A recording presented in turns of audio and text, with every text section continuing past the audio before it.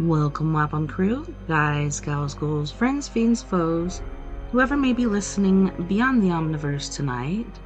Secure your tinfoil hats, buckle down tight, and hold on loosely as we soar over the rocky tops of the La Platas on a rocky mountain high, get sucked into the vortex of the Four Corners. Oh no. Can you still hear me? Hold on. Good Lord.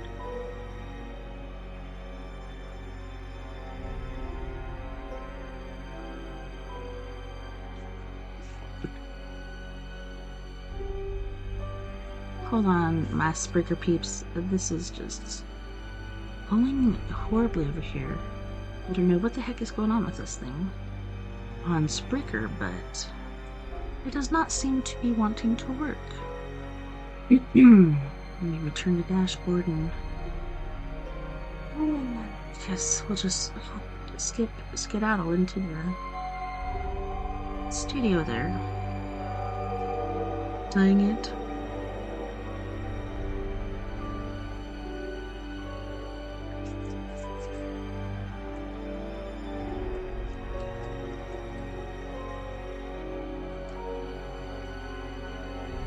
Leave it to me to have tech issues.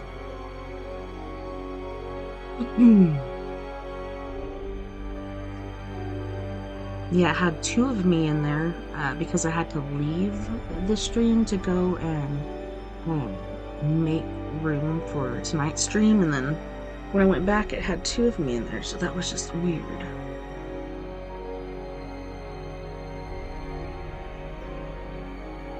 Alright. Can you hear me now? Hey, sorry about that, guys. So once again, welcome, Wampum Crew, friends, fiends, foes, whoever may be listening beyond the Omniverse tonight. It is Sunday, January 26th, Monday, January 27th, for those of you across the pond and beyond. Good morning, good afternoon, and good evening to you, and welcome to We Are Paradox Media's Late Night in the Rockies. I'm your host, TessaTNT, and we are broadcasting live from the Mile High Clubhouse tonight. If you're listening live right now, you may be listening to us on KPNL Radio at kpnl-db.com, as well as, well, it used to be StreamYard, not StreamYard, but Spreaker, but then they don't do live anymore. That's sad, because then I can't talk to people in the chat room. But I don't know. See if they fix that. See if they get enough complaints. Yeah, in the meantime, if you want to come and listen, you can listen anywhere, basically, that you find your podcast. And if you like to watch as well, which on Storytime we don't do that because it's just awkward being filmed as I'm reading, I guess. I might come up with like some sort of video strategy or something to put in there. I do have a picture, like a background picture, which reminds me I need to get that back in there to you. Huh.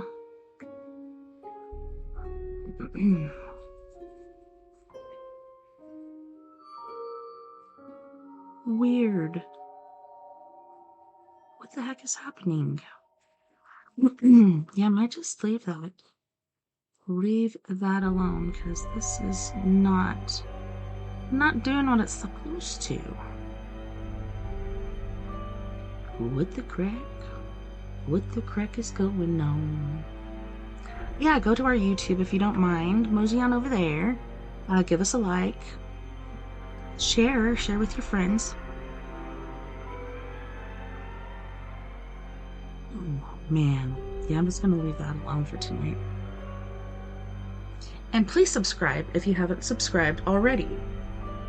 Alright, so it's story time with me, TessaTNT, and we have been reading Mr. Stephen King's book, Insomnia.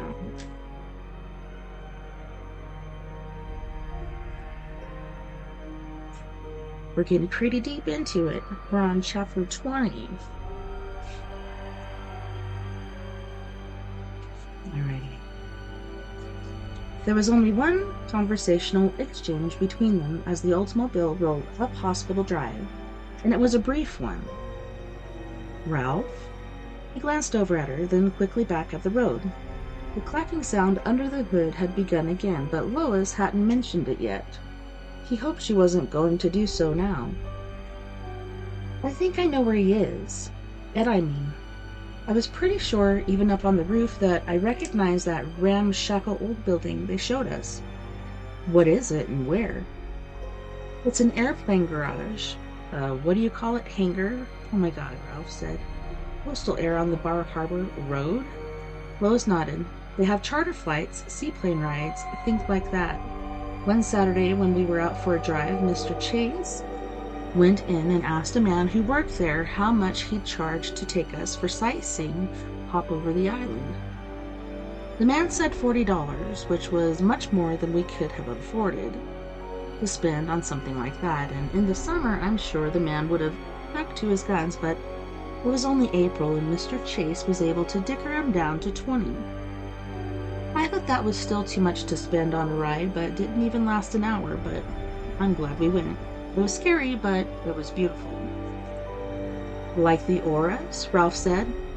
Yes, like... Her voice wavered. Ralph looked over and saw tears trickling down her plump cheeks. Like the auras. Don't cry, Lois. He found a Kleenex in her purse and wiped her eyes. You can't help it. That Japanese word on the card means kamikaze, doesn't it? Ralph? Divine wind? She paused, lips trembling. Suicide plot? Ralph nodded. He was gripping the wheel very tightly. Yes, he said, that's what it means. Suicide plot. Route 33 now is Newport Avenue in town, passed within 4 blocks of Harris Avenue, but Ralph had absolutely no intention of breaking their long fast over on the west side. The reason was as simple as it was compelling. He and Lois couldn't afford to be seen by any of their old friends, not looking 15 or 20 years younger than they had on Monday. Had any of those old friends reported them missing to the police yet? Ralph knew it was possible, but felt he could reasonably hope that so far they had escaped much notice and concern, at least from his circle. Faye and the rest of the folks who hung out in the picnic area near the extension would be in too much of a dither from the passing of not just one old colleague, but a pair of them. To spend much more wandering about where Ralph Roberts had gotten his skinny old ass off to. Both Bill and Jimmy could have been waked, funeraled, and buried by now, he thought.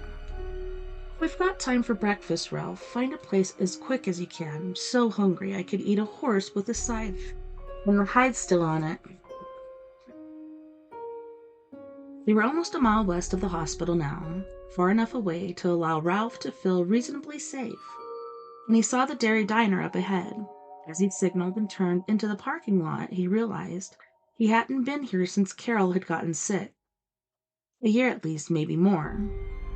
Here we are, he told Lois, and we're not just going to eat, we're going to eat all we can.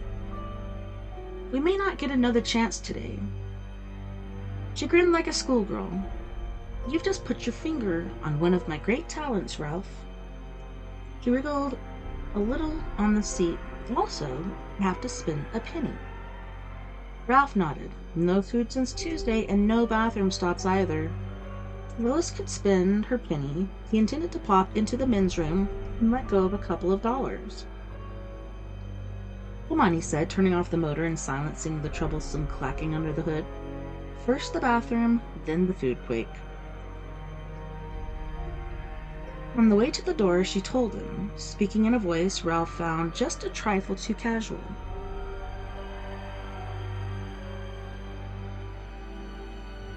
Like she didn't think either Mina or Simone would have reported her missing, at least not yet. When Ralph turned his head to ask her why, he was amazed and amused to see she was blushing rosy red. They both know I've had a crush on you for years. Are you kidding? Of course not, she said, sounding a bit put out. Carolyn knew too. Some women would have minded, but she understood how harmless it was, how harmless I was. He was such a dear, Ralph. Yes, she was. Anyway, they'll probably assume that we've, gone off on a little French leave. Lois laughed. Something like that. Would you like to go off on a little French leave, Lois? He stood on tiptoe and nibbled briefly at his earlobe. If we get out of this alive, you just ask me. He kissed the corner of her mouth before pushing open the door. You can count on it, lady. They made for the bathrooms, and when Ralph rejoined her, Lois looked both thoughtful and a little shaken. Can't believe it's me, she said in a low voice. I mean, I must have spent at least 2 minutes staring at myself in the mirror, and I still can't believe it. Crow's feet around my eyes are all gone, and Ralph, my hair. Those dark Spanish eyes of hers looked up at him, filled with brilliance and wonder. And you? My God, I doubt if you looked this good when you were 40. I didn't, but you should have seen me when I was 30. I was an animal. She giggled. Come on, fool, let's sit down and murder some calories. Section 3. Lois? She glanced up from the menu she'd plucked from a little collection of them filled between the salt and pepper shakers. When I was in the bathroom, I tried to make the oars come back, and this time I couldn't do it. Why would you want to, Ralph? He shrugged, not wanting to tell her about the feeling of paranoia that had dropped over him as he stood at the basin in the little bathroom washing his hands and looking into his own strangely young face in the water-splattered mirror. It had suddenly occurred to him that he might not be alone again. Worse, Lois might not be alone next door in the women's room. Latropus might be creeping up behind her, completely unseen, diamond cluster earrings glittering from his tiny lobes, scalpel outstretched. Then, instead of Lois's earrings or McGovern's Panama, his mind's eye conjured the jump rope Atropus had been using when Ralph had spotted him. 369 hummed the goose drank wine. In the vacant lot between the bakery and the tanning salon, the jump rope, which had once been the prized possession of a little girl who had stumbled during a game of the apartment tag, fallen out of a second-story window and died of a broken neck. What a dreadful accident. She had her whole life ahead of her. If there's a God, why does he let things like that happen? And so on, and not to mention blah, blah, blah. He told himself to stop it.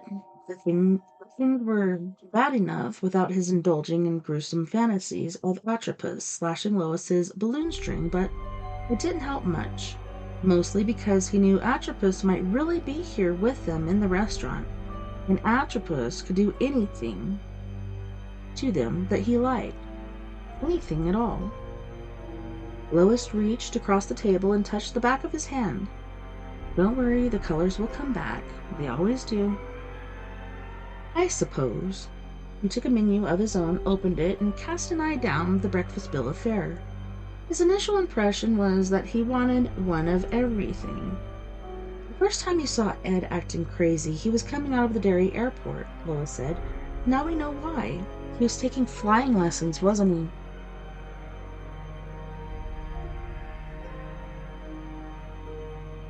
Of course, while Trig was giving me a lift back to Harris Avenue, he even mentioned that you need a pass to come out that way, through the service gate.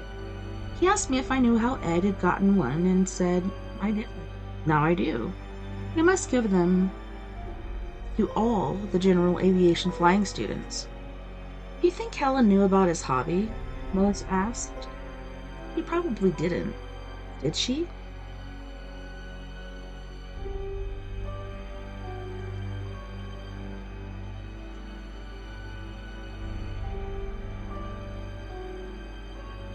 I'm sure she didn't. Not like he switched over to coastal air right after he ran into the guy from West Side Gardeners, too. That little episode could have convinced him he was losing control, and he might do well to move his lessons a little farther away from home. Or maybe it was Atropus who convinced him, Lois said bleakly. Atropus or someone from even higher up. Ruff didn't care of the idea, but it felt right. It's the same. Entities, he thought, and shivered. The Crimson King? They're dancing him around like a puppet on a string, aren't they? Lois asked. Atropus, you mean? No, Platypus is a nasty little bugger, but otherwise I think he's not much different than Mr. C and Mr. L. Low-level help maybe only a step above unskilled labor in the grand scheme of things. Janitors. Well, yes, maybe, Lois agreed. Janitors and gophers. Platypus is probably the one who's done most of the actual work on Ed, and I'd bet a cookie it's work he loves, but I'd bet my house that his orders from higher up. Does that sound more or less on the beam to you? Yes, we'll probably never know exactly how nuts he was before this started, or exactly when Platypus cut his balloon string, but the thing I'm most curious about at this moment is pretty mundane. I'd like to know how on the hell he went to Charlie Pickering's bill, and how he paid for his damned flying lessons. Before Lois could reply, a waitress approached them, digging an order pad and a ballpoint pen out of the pocket of her apron. Help you guys? I'd like a cheese and mushroom omelet, Ralph said. Uh-huh. She switched her head from one side of her jaw to the other. 2-egg or 3-egg, hun? 4 if that's okay. She raised her eyebrows slightly and jotted on the pad. Okay. Okay by me if it's okay by you. Anything with that? Yes, please. A glass of OJ large and an order of bacon, an order of sausage, and an order of home fries. Make that a double order of home fries. He paused, thinking, then grinned. Oh, and have any Danish left? I think I might have 1 cheese and 1 apple. She glanced up at him. You a little hungry, hun? Feel like I haven't eaten in a week, Ralph said. We'll have the cheese Danish and coffee to start. Lots of black coffee. Did you get all that? Well, I got it, hun. I just want to see what you look like when you leave. He looked at Lois. How about you, ma'am? Lois smiled sweetly. I'll have what he's having, hun. Oh, yeah, they're gonna mow down.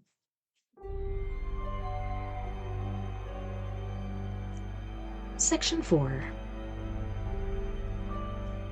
Ralph looked past the retreating waitress to the clock on the wall. It was only 7:10, and that was good.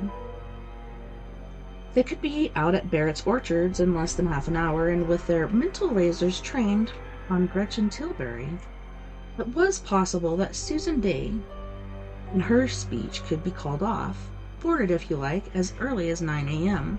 Yet instead of relief, he felt relentless, gnawing anxiety. It was like having an itch in a place your fingers cannot quite reach.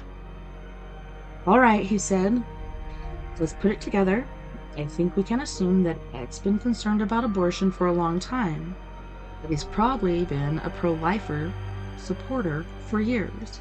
When he starts to lose sleep, hear voices. See little bald men. Well, one in particular, Ralph agreed.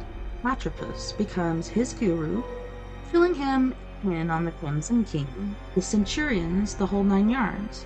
When Ed talked to me about King Herod, he was thinking about Susan Day, Lois finished. Platypus has been, what do they say on TV, psyching him up, turning him into a guided missile? Where did Ed get that scarf, do you think? Platypus, Ralph said. Platypus has got a lot of stuff like that, I'll bet. And what do you suppose he's got on the plane that he'll be flying tonight? Lois's voice was trembling. Explosives or poison gas? Explosives would seem more likely, but if he really is planning to get everyone, a strong wind could create problems for him if it's gas. Ralph took a sip of his water and was interested to see his hand was not quite steady. On the other hand, we don't know what goodies he might have been cooking up in his laboratory, do we? No, Lois said in a small voice. Ralph put his water glass down. What he's planning to use doesn't interest me very much. What does? The waitress came back with fresh coffee, and the smell alone seemed to light up Ralph's nerves like neon. He and Lois garbled their cups and began to sip as soon as she had started away. Coffee was strong and hot enough to burn Ralph's lips, but it was heaven. When he set his cup back in its saucer again, it was half empty and there was a very warm place in his midsection, as if he had swallowed a live ember. Lois was looking at him somberly, even the rim of her own cup. What interests me, Ralph told her, is us. You said Atropos has turned Ed into a guided missile? That's right, that's exactly what the World War II kamikaze pilots were.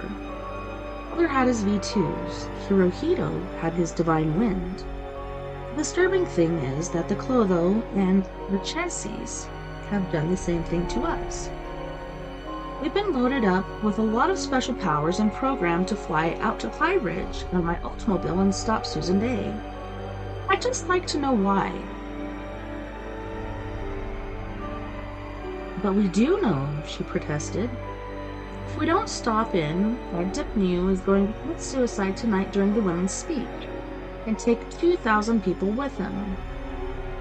Yeah, Ralph said, and we're going to do whatever we can to stop him, Lois. Don't worry about that. He finished his coffee and set the cup down again. His stomach was fully awake now and raving for food.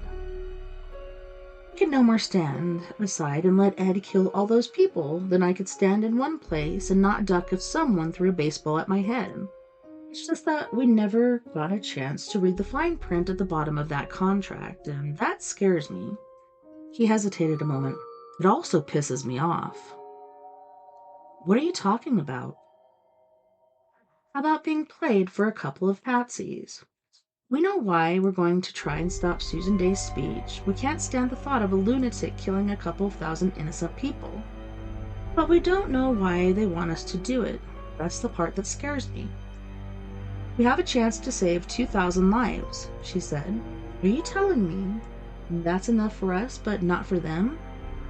That's what I'm telling you. I don't think numbers impress these fellows very much. They clean us up, not just by the tens or hundreds of thousands, but by the millions. And they're used to seeing the random, or purpose, swat us in job lots. Disasters like the fire at Coconut Grove, Lois said, or the flood here in Derry 8 years ago? Yes, but even things like that are pretty small, beans compared to what can and does go on in the world every year. Flood of 85 here in Derry killed 220 people, something like that, but last spring there was a flood in Pakistan that killed 3,500, and the last big earthquake in Turkey killed over 4,000. And how about that nuclear reactor accident in Russia?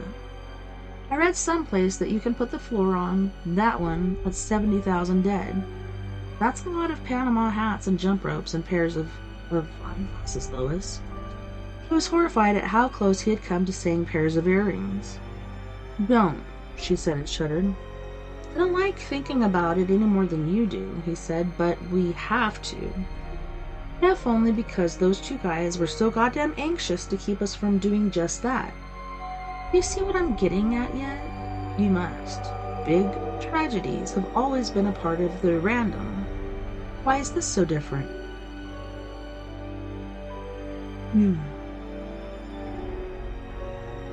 I don't know, Lois said, but it was important enough for them to draft us, and I have an idea that was a pretty big step. Ralph nodded. He could feel the caffeine hitting him now, driving up his head, jittering his fingers the tiniest bit. I'm sure it was. Now, think back to the hospital roof. Have you ever in your entire life heard two guys explain so much without explaining anything? I don't get what you mean, Lois said, but her face suggested something else. She didn't want to get what he meant. What I mean goes back to one central idea. Maybe they can't lie. Suppose they can't. If you have certain information you don't want to give out, but you can't tell a lie, what do? Keep dancing away from the danger zone, Lois said, or zones. Bingo, and isn't that what they did? Well, she said, I guess it was a dance, all right, but I thought you did a fair amount of leading, Ralph. Ralph. In fact, I was impressed by all the questions you asked. I think I spent most of the time we were on that roof just trying to convince myself it was all really happening. Sure, I asked questions, lots of them, but he stopped, not sure how to express the concept in his head. A concept which seemed simultaneously complex and baby simple to him. He made another effort to go up a little, searching inside his head for that sensation of blink, knowing that if he could reach her mind, he could show her a picture that would be crystal clear. Nothing happened, and he drummed his fingers on the tablecloth in frustration. I was just amazed, as you were, he had finally said. If my amazement came out of questions, it's because men, those from my generation anyway, are taught that it's very bad from form to ooh and ah. That's for women who are picking out the drapes.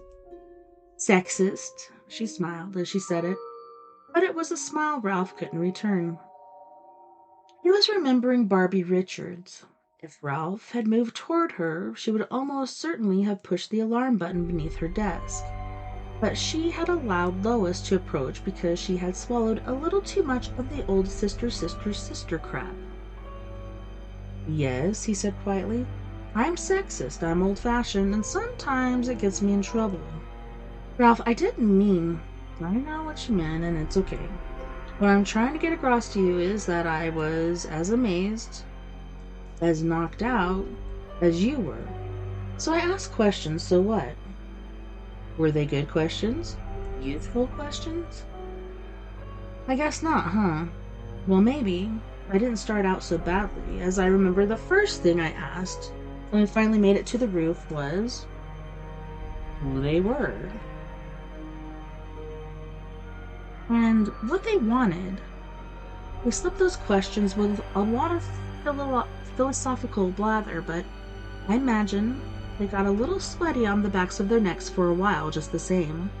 Next, we got all that background on the purpose, on the random, fascinating, but nothing we exactly needed in order to drive out the high ridge and persuade Gretchen Tilbury to cancel Susan Day's speech. Hell. We would have done better, saved time getting the road directions from them that we ended up getting from Simone's niece.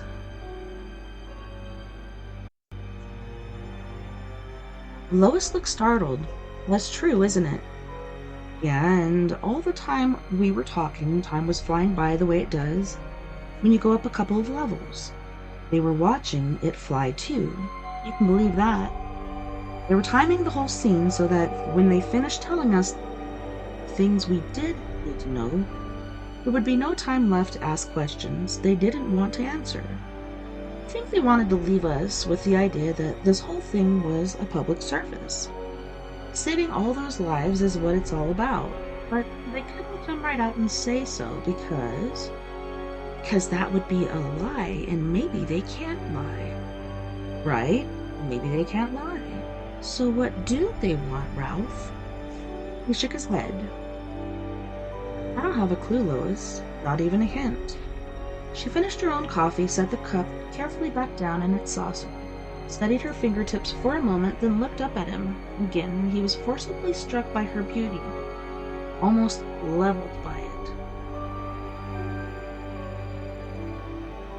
They were good, she said. They are good.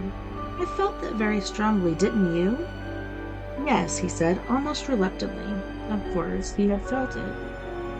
They were everything Atropos was not. And you're going to try to stop Ed regardless? You said you could no more not try than you could not try to duck a baseball someone chucked at your head. Isn't that so? Yes, he said, more reluctantly still. You should let the rest of it go, she said calmly, moving his blue eyes with her dark ones. This is taking up space inside your head, Ralph, and cluttered. He saw the truth of what she said, but still doubted if he could simply open his hand and let that part of it fly free. Maybe you had to live to be 70 before you could fully appreciate how hard it was to escape a man. and how to be a man and had begun before Adolf Hitler's rise to power. How hard it was to escape your upbringing. He was a man whose education on how to be a man had begun before Adolf Hitler's rise to power, and he was still a prisoner of a generation that had listened to H.V. Kaltenborn and the Andrews sisters on the radio. A generation of men believed in moonlight cocktails and walking a mile for a camel. Such an upbringing almost negated such nice moral questions as who was working for the good and who was working for the bad. The important thing was not to let the bullies kick sand in your face, not to be led by the news. "Is that so?" Carolyn asked, fully amused. "Well, fascinating, but let me be the first to let you in on a little secret, Ralph. That's crap. It was crap back before Glenn Miller disappeared over the horizon, and it's crap now. The idea that a man's gotta do what a man's gotta do now, there might be a little truth to that, even in this day and age. It's a long walk back to Eden in any case, isn't it, sweetheart?" "Yes, a very long walk back to Eden. What are you smiling about, Ralph?" He was saved the need to reply by the arrival of the waitress and a huge tray of food. He noticed for the first time that there was a button into the frill of her apron. "Life is not a choice," it read. "Are you going to the rally at the Civic Center tonight?" "I'll be there," she said, setting her tray down on the unoccupied table next to them in order to free her hands. "Outside, carrying a sign, walking a roundy round." "Are you a friend of life?" Lois asked as the waitress began to deal out omelets and side dishes. "Am I living?" the waitress asked. "Yes, you certainly appear to be," Lois said politely. "Well, I guess that makes me a friend of life, doesn't it? Well, it's something that could someday write a great poem or invent a drug that cures AIDS or cancer. In my book, that's just flat wrong, so I'll wave my sign around and make sure that Norma Kamali, feminists, and Volvo liberals can see that the word on it is murder. They hate that word. They don't use it at their cocktail parties and fundraisers.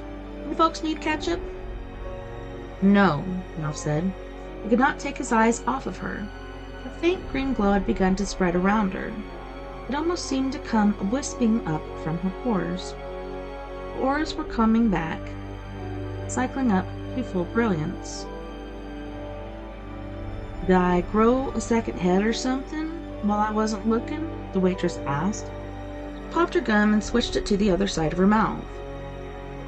"I was staring, wasn't I?" Ralph asked. He felt the blood heating his cheeks. "Sorry." The waitress shrugged her beefy shoulders, setting the upper part of her aura into Lay's fascinating motion. "I try not to get carried away with this stuff, you know. Most days I just do my job and keep my mouth shut. I ain't no quitter either. Do you know how long I've been marching around in front of that brick slaughterhouse, slaughtering pin on days hot enough to fry my butt and nights cold enough to freeze it off?" Ralph and Lois shook their heads. "Since 1984, 9 long years. You know what gets me the most about choicers?" "What?" Lois asked quietly. "I understand people who want to see guns outlawed so people won't shoot each other with them. The same ones who say the electric chair and the gas chamber are unconstitutional because they're cruel and unusual punishment. They say those things, then go out and support laws that allow doctors, to stick vacuum tubes into women's wombs and pull their unborn sons and daughters to pieces. That's what gets me the most." The waitress said all this. It had the feel of a speech she had many times before without raising her voice or displaying the slightest outward side of anger. Ralph only listened with half an ear. Most of his attention was fixed on the pale green aura which surrounded her. Except it wasn't all pale green. The yellowish black blotch revolved slowly over her lower right side like a dirty wagon wheel. Her liver, Ralph thought. Something wrong with her liver. You wouldn't really want anything to happen to Susan Day, would you? Lois asked. Looked at the waitress with troubled eyes. You seem like a very nice person, and I'm sure you wouldn't want that.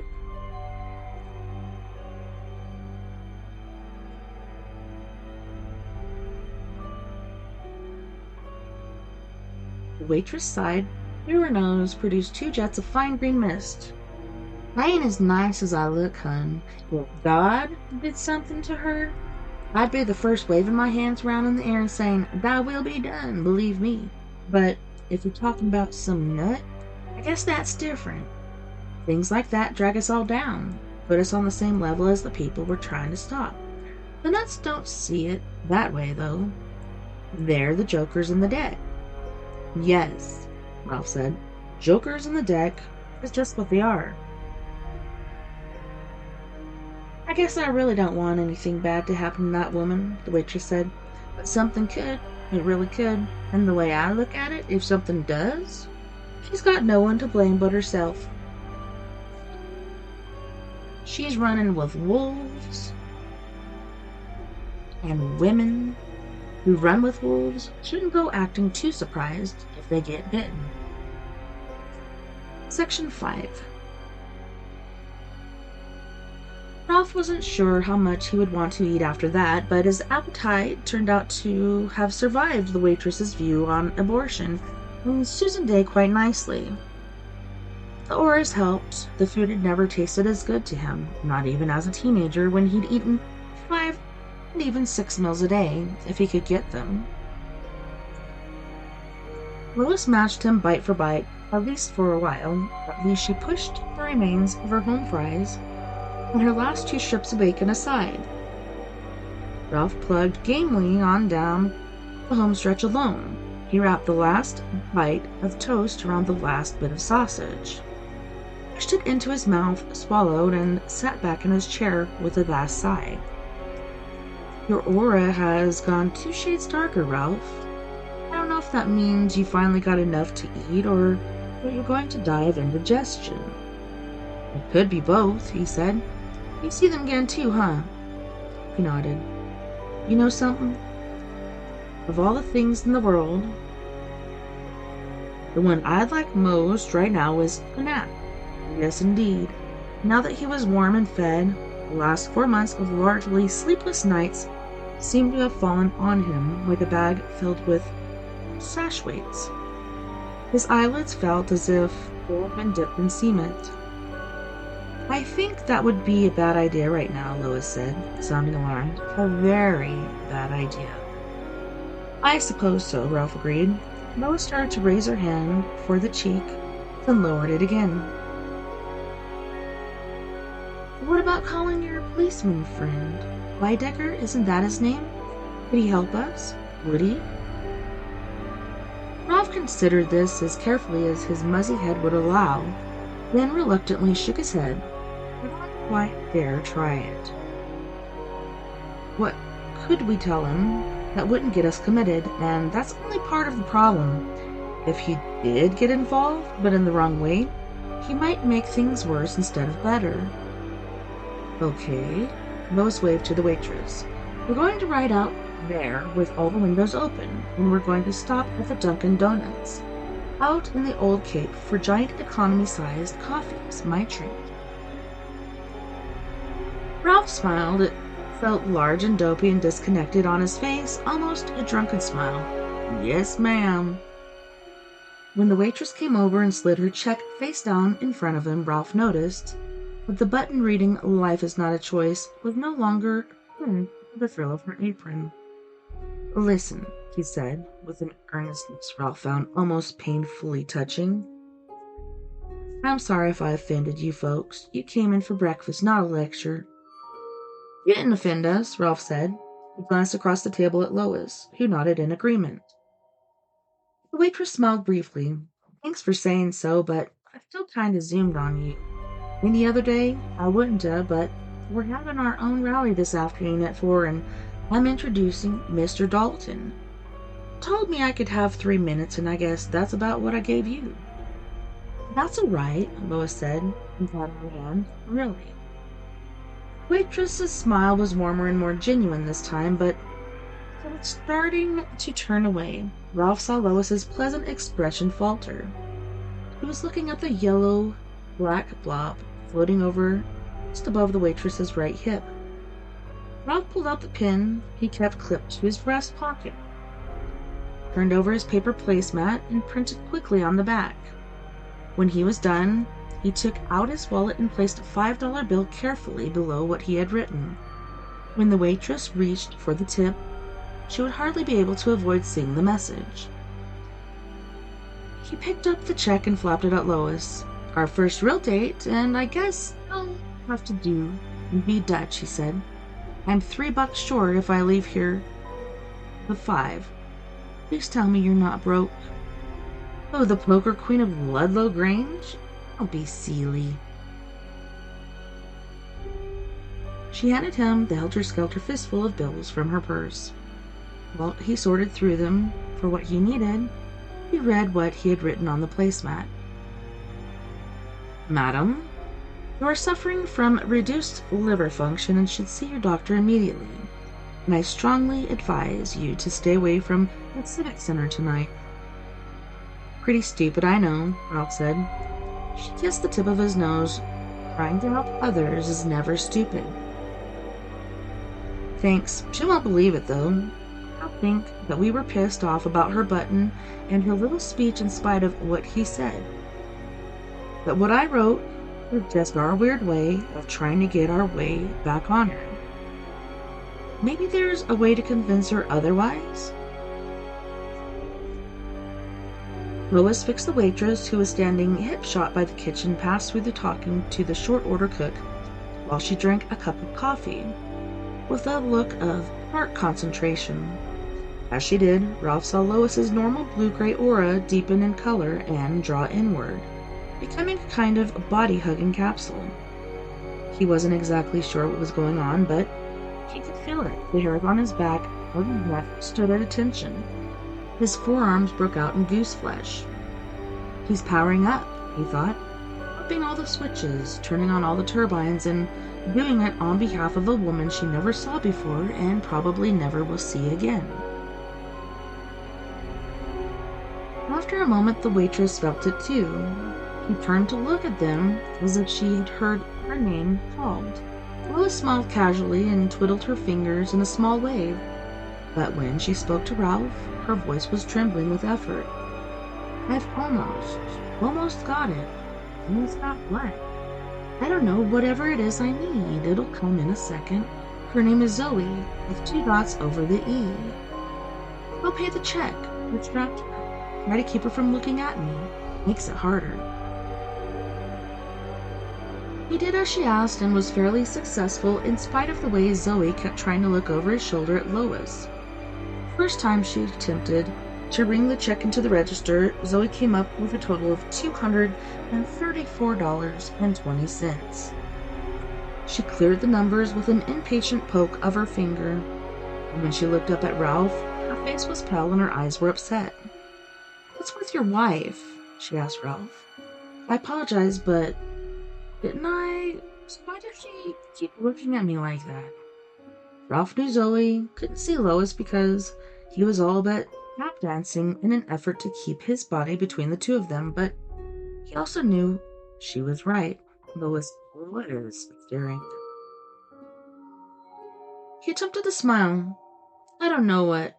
The waitress jumped and shot a startled, irritated glance back at the short-order cook. "Banging those pots around," she shouted, although the only thing Ralph had heard from the kitchen was the radio playing elevator music. Zoe looked back at Ralph. "Christ, it sounds like Vietnam back there. Ralph, you could just tell your wife. It's not polite to stare. She's not. She's really not." Ralph stood aside. Lois had gone to the door and was looking out at the street with her back to them. "See?" Zoe didn't reply for several seconds, although she kept looking at Lois. last she turned her back to Ralph. I see. Now why don't you and her just make yourself scarce? Alright, still friends? Whatever you want, Zoe said, but she wouldn't look at him. When Ralph rejoined Lois, he saw that her aura had gone back to its former, more diffused state. It was much brighter than it had been. Still tired, Lois? He asked her softly. No, as a matter of fact, I feel fine now. Let's go. He started to open the door for her, then stopped. Got my pin? No, I guess it's still on the table. Ralph went over to pick it up. Below his note, Lois had added P.S. in rolling Palmer method script. In 1989 you had a baby and gave him up for adoption. St. Anne's in Providence, Rhode Island. Go and see your doctor before it's too late, Zoe. No joke. No trick. We know what we're talking about.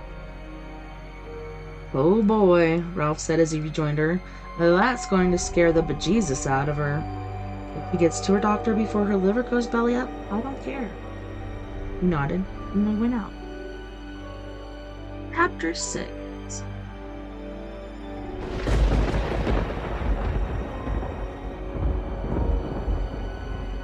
It's actually section 6 of chapter 20.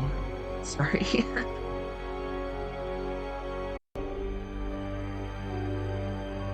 Did you get that stuff about her kid when you dipped into her aura? Ralph asked as they crossed the leaf-strewn parking lot. Lois nodded.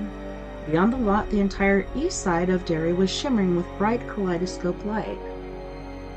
It was coming back hard now, very hard, that secret light cycling up and up. Ralph reached out and put his hand on the side of his car. Touching it was like tasting a slick, licorice-flavored cough drop. I don't think I took very much of her stuff, Lois said, but it was as if I swallowed all of her. Ralph remembered something he'd read in Science magazine not long ago. Every cell in our bodies contains a complete blueprint of how we're made, he said. Why shouldn't every bit of a person's aura contain a complete blueprint of what we are? That doesn't sound very scientific, Ralph. I suppose not. She squeezed his arm and grinned up at him. Does sound about right, though. He grinned back at her. You need to take some more, too, she told him. It still feels wrong to me, like stealing, but if you don't, I think you're going to pass right out on your feet. As soon as I can, right now, all I want to do is get out to Pie Ridge. Yet once he got behind the wheel, his hand faltered away from the ignition key almost as soon as he touched it. Ralph, what is it? Nothing. Everything. You can't drive like this. I'll wrap us around a telephone pole or drive us into somebody's living room. He looked up at the sky and saw one of those huge birds, this one transparent, roosting atop a satellite dish on the roof of an apartment across the way. A thin, lemon-colored haze drifted up from its folded prehistoric wings. Are you seeing it? Part of his mind asked doubtfully. Are you sure of that, Ralph? Are you really sure? I'm seeing it all right. Fortunately or unfortunately, I'm seeing it all, but if there was ever a right time to see such things, this isn't it. Concentrated and felt that interior blink happen deep within his mind. Bird faded away like a ghost image on a TV screen. A warmly glowing palette of colors spread out across the morning lost their vibrancy. He went on perceiving that other part of the world long enough to see colors run into one another, creating the bright gray-blue haze, which he'd begun seeing on the day he'd gone into daybreak. Sundown for coffee and pie with Joe Weiser. And then that was gone too. Ralph felt an almost crushing need to curl up, pillow his head on his arm, and go to sleep. He began taking long, slow breaths instead, pulling each one in a little deeper into his lungs, and then turned the ignition key. The engine roared into life, accompanied by the clacking sound. It was much louder now.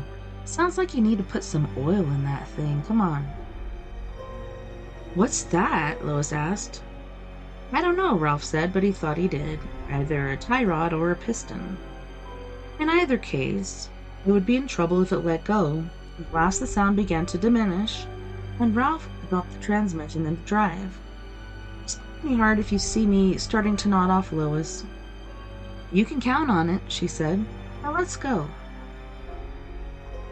Chapter 21. Do you think we should leave it here and then start off again after the music break? Let me see how long this chapter is. Yeah, this section is... Yeah, we can probably get to it in a few minutes. Section 1. The Dunkin' Donuts on Newport Avenue was a jolly pink sugar church in a drab neighborhood of tract houses. Most had been built in a single year, 1946, and were now crumbling. This was Derry's Old Cape, where elderly cars with wired-up mufflers and cracked windshields wore bumper stickers saying things like, "Don't blame me, I voted for Perot and all the way with the NRA." Where no house was complete without at least one Fisher-Price big wheel trike, standing on the listless lawn where girls were stepped and stepping dynamite at 16 and all too often dull-eyed. Flat-bottom mothers of 3 or 4 at 24. 2 boys on fluorescent bikes with extravagant ape-hunger handlebars were doing wheelies in the parking lot, weaving in and out of each other's path with a dexterity that suggested a solid black ground in video gaming and possible high-paying futures as air traffic controllers. They imagined to stay away from coke and car accidents, that was. Both wore their hats backward. Ralph wondered briefly why they weren't in school on a Friday morning, or at least on the way, and decided he didn't care. Probably they didn't either. Suddenly the 2 bikes, which had been avoiding each other easily up until then, crashed together. Oh man, that's what happened when me and my brother got our first bikes on Christmas. I think I was 6, he was 7. And there's this huge parking lot on a slope. I don't even know how feasible it would be in the winter, but yeah, we were just doing circles and getting closer and closer and closer till finally we hit each other basically head on. Our tires passed, but our handlebars didn't, and yeah. So many different crazy things happened in that parking lot. Both boys fell to the pavement, then got to their feet almost immediately. Ralph was relieved to see neither was hurt. Their auras did not even flicker. "Goddamn wet end," the one in the Nirvana t-shirt yelled indignantly at his friend. He was perhaps 11. "What the hell's the matter with you? You ride a bike like an old people fuck." "I heard something," the other said, resetting his hat carefully on his dirty blonde hair. "Great big bang. You telling me you didn't hear it?" "Booyah!" "I didn't hear jack shit," the Nirvana boy said. He held out his palms, which were now dirty, or perhaps just dirtier, and oozing blood from 2 or 3 minor scratches. "Look at this fucking road rash." "You'll live," his friend said. "Yeah, but..." Nirvana boy noticed Ralph leaning against his rusty well of an Oldsmobile, with his hands in his pockets, watching them. "Fuck you looking at?" "You and your friend," Ralph said. "That's all." "That's all, huh?" "Yep, the whole story." Nirvana boy glanced at his friend, then back at Ralph. His eyes glowered with the purity of suspicion which, in Ralph's experience, could be found only here in the Old Cape. "You got a problem?" "Not me," Ralph said. He had inhaled a great deal of Nirvana boy's russet-colored aura and now felt quite a bit like Superman on a speed trip. He also felt like a child molester. "I was just thinking that we didn't talk much like you and your friend when I was a kid." Nirvana boy regarded him insolently. "Yeah? What did you talk like?" "Can't quite remember," Ralph said, "but I don't think we sounded quite so much like shitheads." He turned away from them as the screen door slammed.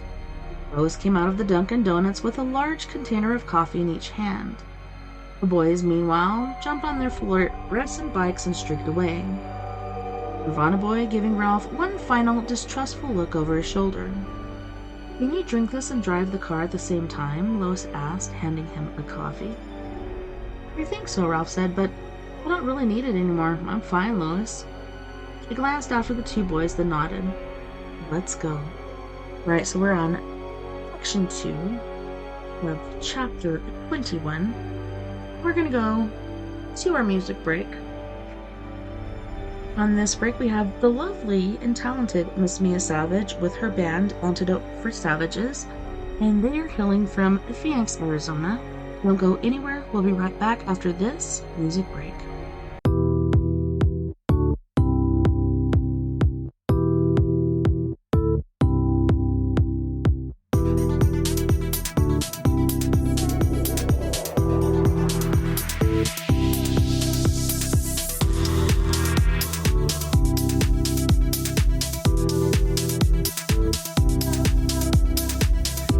That I could take it, no matter how I will.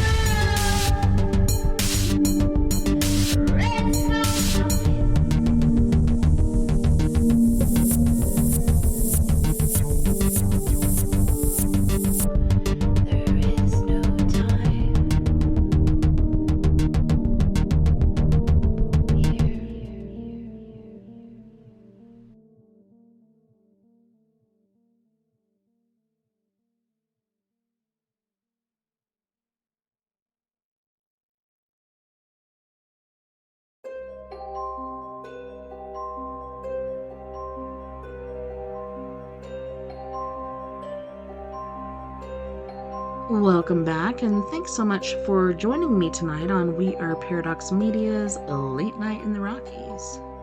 I'm going to turn down this background music a bit. I didn't do that last hour, so I'm hoping it wasn't too loud. If it was, I'm sorry. So sorry. I'm sorry. Oh man, on break I had a piece of coconut cake that I made the other day, and it's so good. It's with the buttercream vanilla topping with the coconut on top. You also make vanilla pudding, but instead of putting the amount it calls for, you put half the amount as far as milk, so it's thicker. And then you eat some of it, and then you put it in the fridge, and you refrigerate it, and then it really, really gets good. It gets really, really good.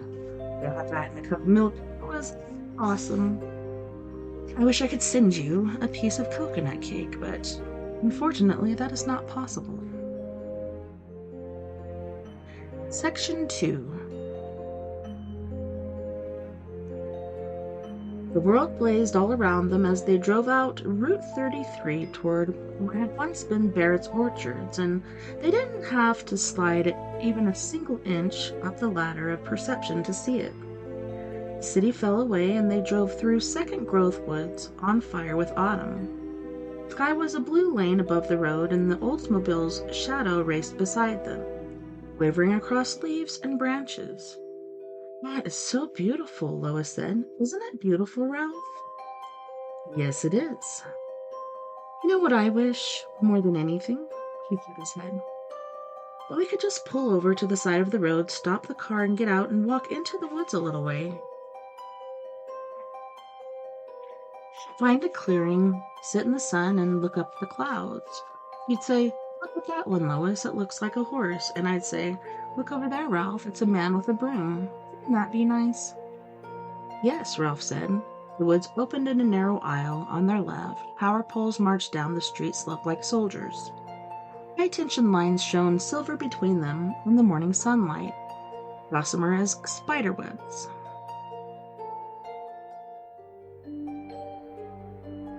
The feet of the poles were buried in brazen drifts of red sumac, and when Ralph looked up above the slash, he saw a hawk riding an air current as invisible as the world of auras.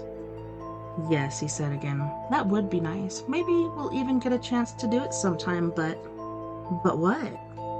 "Each thing I do, I rush through so I can do something else," Ralph said. He looked at him, a little startled. What a terrible idea. Yeah, I think most true ideas are terrible. It's from a book of poems called Cemetery Nights. Lawrence Martseller gave it to me on the same day he slipped upstairs to my apartment and put the spray can of Bodyguard into my jacket pocket. He glanced up into his rearview mirror and saw at least 2 miles of Route 33 laid out behind them. A strip of black running through the fiery woods. Sunlight twinkled on chrome. A car, maybe 2 or 3, and coming fast from the look. "Old Dor?" she mused. "Yes, Lois. I think he's also a part of this." "Maybe he is," Lois said. "And if Ed's a special case, maybe Dorrance is too." "Yeah, that thought occurred to me. The most interesting thing about him, Old Dor, not Ed, is that I don't think Clotho or Lachesis know about him. It's like he's from an entirely different neighborhood." "Oh, what do you mean?" "I'm not sure, but Mr. C and Mr. L never mentioned him, and that seems..." He glanced back at the rear view. Now there was a 4th car behind the others, but moving up fast, and he could see the blue flashers atop the closer 3. Police cars. Heading for Newport. No, probably headed for someplace a little closer than that. "Maybe they're after us," Ralph thought. Maybe Lois's suggestion that the Richard woman forget we were there didn't hold. But would the police send their cruisers after 2 golden agers in the rust-bucket Oldsmobile? Ralph didn't think so. Ellen's face suddenly flashed into his mind. He felt a sinking in the pit of his stomach as he guided the Olds over to the side of the road. "Ralph, what?" Then she heard the rising howl of the sirens and turned in her seat, alarm widening her eyes. The first 3 police cars roared past at better than 80 miles an hour, pelting Ralph's car with grit and sending crisp fallen leaves into dancing dervishes in their wake. "Ralph!" she nearly screamed. "What if it's High Ridge? Helen's out there, Helen and her baby." "I know," Ralph said. And as the 4th police car slammed by them, hard enough to rock the Oldsmobile on its springs, he felt the interior blink happen again. He reached for the transmission lever and then his hand stopped in midair, still 3 inches from it. His eyes were fixed upon the horizon. The smudge there was less spectral than the obscene black umbrella that had been seen hanging over Civic Center, but Ralph knew it was the same thing, a deathbed. Section 3. "Faster!" Lois shouted at him. "Go faster, Ralph!" "I can't," he said. His teeth were clamped together, and the words came out sounding squeezed. "I've got it matted." Also, he did not add, "This is the fastest I've gone in 35 years, and I'm scared to death." The needle quivered a hair's breadth beyond the 80 mark on the speedometer. The woods slid by in blurred mix of reds and yellows and magentas. Under the hood, the engine was no longer just clacking but hammering like a platoon of blacksmiths on a binge. In spite of this, the fresh trio of police cars Ralph saw in his mirror were catching up easily. The road curved sharply right up ahead. Denying every instinct, Ralph kept his foot away from the brake pedal. He did take it off the gas as they were going into the curve, then mashed it back to the mat again as he felt the rear end trying to break loose on the back side. He was hunched over the wheel now, upper teeth clamped tightly on his lower lip, eyes wide open and bulging beneath the salt and pepper tangle of eyebrows. The sedan's rear tires howled, and Lois fell into him, grabbing at the back of her seat for purchase. Ralph clung to the wheel with sweaty fingers and waited for the car to flip. The Olds was on one of the last true Detroit road monsters, however, wide and heavy and low. It outlasted the curve, and on the far side Ralph saw a red farmhouse on the left. There were 2 barns behind it. "Ralph, there's the turn." "I see." The new batch of police cars had caught up with them and were swinging out to pass. Ralph got as far over as he could, praying that none of them would rear-end him at this speed. None did. He zipped by in close bumper-to-bumper formation, swung left, and started up the long hill which led to High Ridge. "Hang on, Lois." "Oh, I am," he said. The Old slid almost sideways as Ralph made the left onto what he and Carol had always called Orchard Road. If the narrow country lane had been tarred, the big car probably would have rolled over like a stunt vehicle in a thrill show. It wasn't, however, and instead of going door over roof, the Olds just skidded extravagantly, sending up dry billows of dust. Lois gave a thin, out-of-breath shriek, and Ralph snatched a quick look at her. "Go on," she flapped an impatient hand at the road ahead, and in that moment she looked so eerily like Carolyn that Ralph almost felt he was seeing a ghost. He wondered what Carol, who had nearly made a career out of telling him to go faster during the last 5 years of her life, would have made of this little spin in the country. "Never mind me, just watch the road." More police cars were making the turn onto Orchard Road now. How many was that in all? Ralph didn't know. He'd lost count, maybe a dozen in all. He steered the Oldsmobile over until the right 2 wheels were running on the edge of a nasty-looking ditch. And the reinforcements, 3 with Derry Police printed in gold on the sides and 2 state police cruisers, blew past, throwing up fast showers of dirt and gravel. For just a moment, Ralph saw a uniformed policeman leaning out of one of the Derry police cars, waving at him, and then the Olds was buried in a yellow cloud of dust. Ralph smothered a new and even stronger urge to climb on the brake by thinking of Helen and Nat. A moment later he could see, again, sort of anyway, the newest batch of police cars was already halfway up the hill. "The cop was waving you off, wasn't he?" Lois asked. "You bet." They're not even going to let us get close. She was looking at the black smudge on top of the hill with wide, dismayed eyes. We'll get as close as we need to. Ralph checked the rearview mirror for traffic and saw nothing but hanging road dust. Ralph? What? Are you up? Do you see the colors? He took a quick look at her. She still looked beautiful to him and marvelously young, but there was no sign of her aura. No, he said. Do you? I don't know. I still see that. She pointed through the windshield at the dark smudge on top of the hill. What is it? If it's not a death bag, what is it? He opened his mouth to tell her it was smoke and there was only one thing up there likely to be on fire, but before he could get out a single word, there was a tremendous hot bang from the Oldsmobile's engine compartment. The hood jumped and even dimpled in one place, as if an angry fist had lashed up inside. The car took a single forward snap jerk. It felt like a hiccup. The red idiot lights came on and the engine quit. He steered the Olds toward the soft shoulder, and when the edge gave way beneath the right side wheels and the car canted into the ditch, Ralph had a strong, clear premonition that he had just completed his last tour of duty as a motor vehicle operator. This idea was accompanied by absolutely no regret at all. What happened? Lois nearly screamed. We blew a rod, he said. Looks like it's Shank's pony to the rest of the way up the hill, Lois.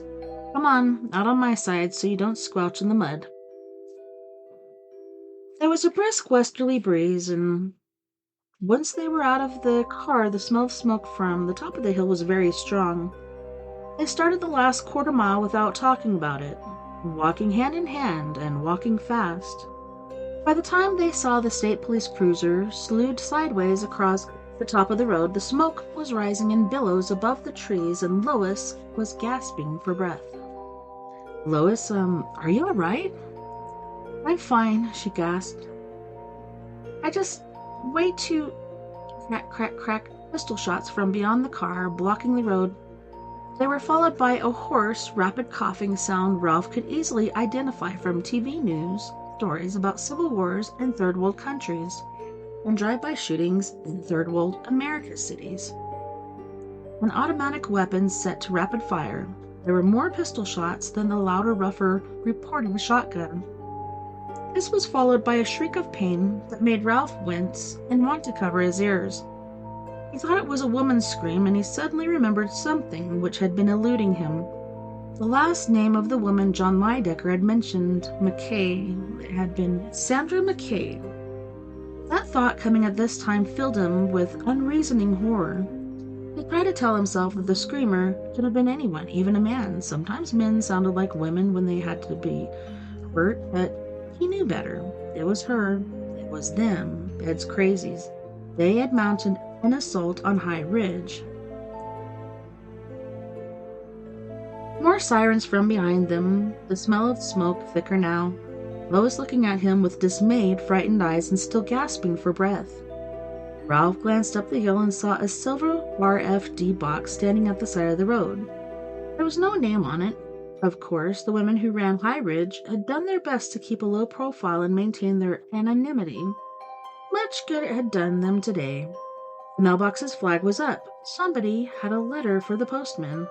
How did Ralph think of the letter that Helen had sent him from High Ridge? Cautious letter, but full of hope nevertheless. More gunfire, the whine of a ricochet, breaking glass, hello, that might have been anger but was probably pain, the hungry crackle of hot flames gobbling dry wood, warbling sirens, and Lois's dark Spanish eyes fixed on him because he was the man and she'd been raised to believe that men knew what to do in situations like this. Then do something, he yelled at himself. For Christ's sakes, do something. But what? What? Pickering, the bullhorn amplified voice bellowed from beyond the place where the road curved into the grove of young Christmas tree-sized spruces. Ralph could now see red sparks and licks of orange flame in the thickening smoke rising above the firs. Pickering, there are women in there. Let us save the women. He knows there are women, Lois murmured. Don't they understand that he knows that? Are they fools, Ralph? A strange, wavering shriek answered the cops with a bullhorn, and it took Ralph a second or two to realize that this response was a species of laughter. There was another chattering burst of automatic fire. It was returned by a barrage of pistol shots and shotgun blasts. Lois squeezed his hand with chilly fingers. "What do we do, Ralph? What do we do now?" He looked at the billowing gray-black smoke rising over the trees, and back down toward the police cars racing up the hill. Over half a dozen of them this time, and finally back to Lois's pale, strained face. His mind had cleared a little, not much, but enough for him to realize that there was just one answer to her question. "We go up," he said. Section 5. Blink, and the flames shooting over the grove of spruces went from orange to green. The hungry crackling sound became muffled like the sound of firecrackers going off inside a closed box. Still holding Lois's hand, Ralph led her around the front bumper of the state police car, which had been left as a roadblock. Newly arrived police cars were pulling up behind the roadblock. Men in blue uniforms came spilling out of them almost before they had stopped. Several were carrying riot guns, and most were wearing puffy black vests. One of them sprinted through Ralph like a gust of warm wind before he could dodge aside. A young man named David Wilbert, who thought his wife might be having an affair with her boss at the real estate office where she worked as a secretary. The question of his wife had taken a back seat, at least temporarily, to David Wilbur's almost overpowering need to pee, however, and that constant frightened chant that wove through his thoughts like a snake. "You won't disgrace yourself. You won't disgrace yourself. You won't. You won't. You won't." "Agreeing," the amplified voice bellowed, and Ralph found he could actually taste the words in his mouth, like small silver pellets. "Your friends are dead, Pickering. Throw down your weapon and step up into the yard. Let us save the women." Ralph and Lois rounded the corner, unseen by the men running all around them, and came to a tangle of police cars parked at the place where the road became a driveway lined on both sides by pretty planter boxes filled with bright flowers. The woman's touch that means so much, Ralph thought. The driveway opened into the dooryard of the rambling white farmhouse at least 70 years old. It was 3 stories high, with 2 wings and a long porch, which ran the length of the building and commanded a fabulous view toward the west, where dim blue mountain rose in the mid-morning light. This house, with its peaceful view, had once housed the Barrett family and their apple business, and had more recently housed dozens of battered, frightened women. But one look was enough to tell Ralph that they would house no one at all from this time tomorrow morning. The south wing was in flames, and the side of the porch was catching. Tongues of fire poked out the windows and lit lasciviously along the eaves, sending shingles floating upward in fiery scraps. He saw a wicker rocking chair burning at the end of the porch. A half-knitted scarf lay over one of the rocker's arms. The needles dangling from it glowed white-hot. Somewhere a wind chime was tinkling a mad, repetitive melody. A dead woman in green fatigues and a flak jacket sprawled head down on the porch steps, glaring at the sky through the wood-smeared lenses of her glasses. There was dirt in her hair, a pistol in her hand, and a ragged black hole in her midsection. A man lay draped over the railing at the north end of the porch, with one booted foot propped on the lawn glider. He also was wearing fatigues and a flak jacket. An assault rifle with a banana clip sticking out of it lay in a flowered bed below him. Blood ran down his fingers and dripped from his nails. Ralph's heightened eye, the drops looked black and dead. Belton, he thought. If the police are still yelling at Charlie Pickering, if Pickering's inside, then that must be Frank Belton. What about Susan Day? That's down the coast somewhere. Lois seems sure of that, and I think she's right, but what if Susan Day's in there? Jesus, is that possible? He supposed it was, but the possibilities didn't matter, not now. Helen and Natalie were almost certainly in there, along with God knew how many other helpless, terrorized women, and that did matter. There was the sound of breaking glass from inside the house, followed by a soft explosion, almost a gasp. Ralph saw new flames jump up behind the panes of the front door. Molotov cocktails, he thought. Charlie Pickering finally got a chance to throw a few. How wonderful for him. Ralph didn't know how many cops were crouched behind the cars parked at the head of the driveway. It looked like at least 30, but he picked out the two who had busted Ed Dipnew at once. Chris Nell was crouched behind the front tire of the Derry police car closest to the house, and John Lydecker was down on one knee beside him. Nell was the one with the bullhorn, and as Ralph and Lois approached Police Strong Point, he glanced at Lydecker. Lydecker nodded, pointed at the house, then pushed his palms at Nell in a gesture. Ralph read easily, "Be careful." He read something more distressing in Chris Nell's aura. The younger man was too excited to be careful. He stoked, and at that instant, almost as if Ralph's thought had caused a tap, and Nell's aura began changing color. It cycled from pale blue to dark gray to dead black with gruesome speed. "Give it up, Pickering!" Nell shouted, unaware that he was the dead man breathing. The wire stock of an assault rifle smashed through the glass of a window on the lower floor of the north wing, and disappeared back inside. At the same instant, the fan light over the front door exploded, showering the porch with glass. Flames roared out through the hole. A second later, the door itself shuddered open, as if nudged by an invisible hand. Nell leaned out further, perhaps believing the shooter had finally seen reason and intended to give himself up. Ralph screaming, "Pull him back, Johnny, pull him back!" The rifle emerged again, barrel first this time. Lydecker reached for Nell's collar, but he was too slow. The automatic rifle hacked its series of rapid dry coughs, and Ralph heard the metallic pink of bullets poking holes in the thin steel of the car. Chris Nell's aura was totally black now. It had become a death bag. He jerked sideways as a bullet caught him in the neck, breaking Lydecker's grip on his collar and sprawling into the dooryard with one foot. Kicking spasmodically, the bullhorn spilled from his hand with a brief squawk of feedback.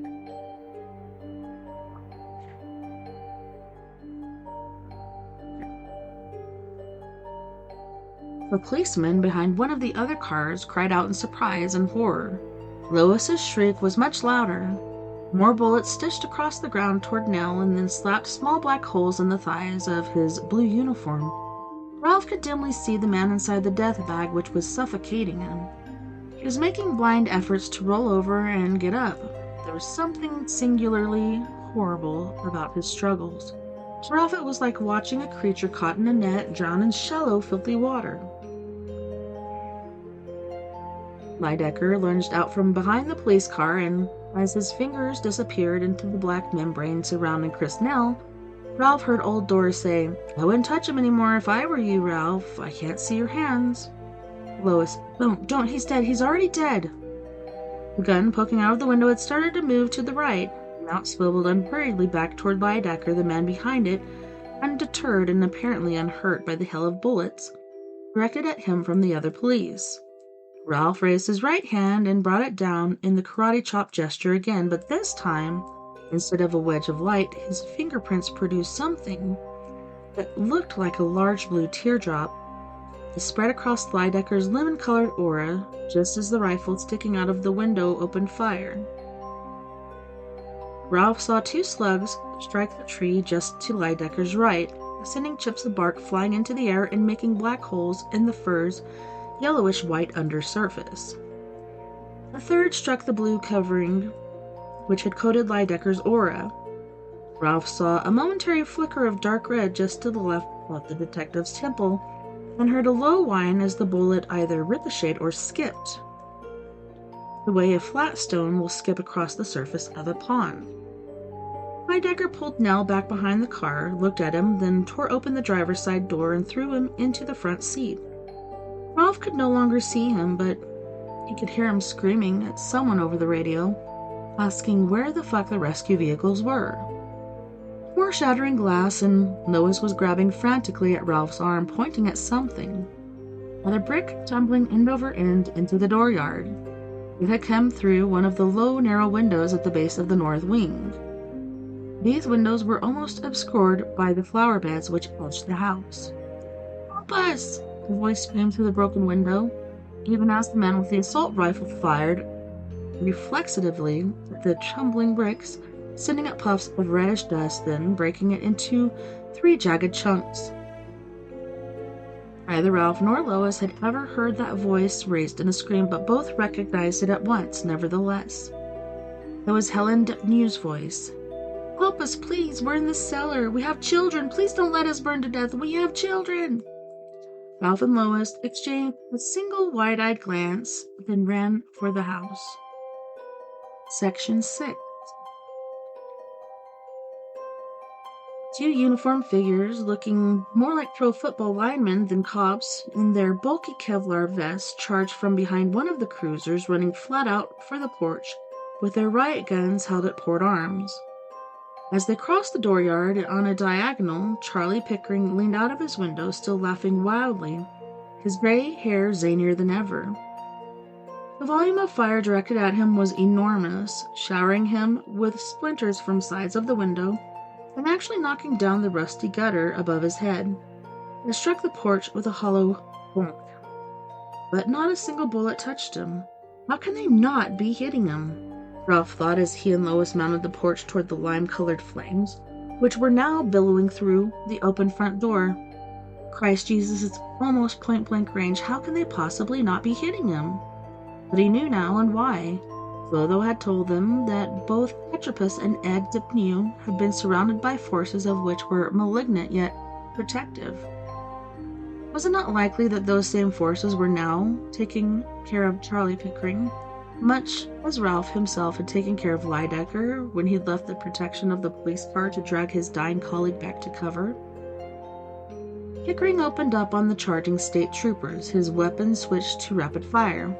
He aimed low to negate the value of the vests that they were wearing and swept their legs out from under them.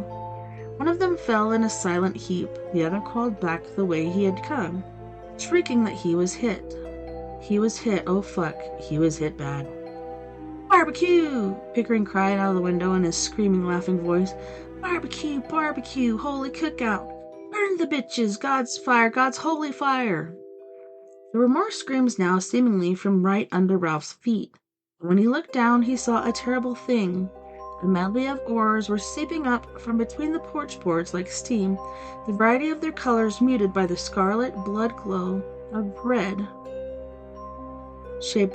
The red shape wasn't quite the same as the thunderhead, which had formed above the fight between Green Boy and Orange Boy outside the Red Apple, but Ralph thought it was closely related.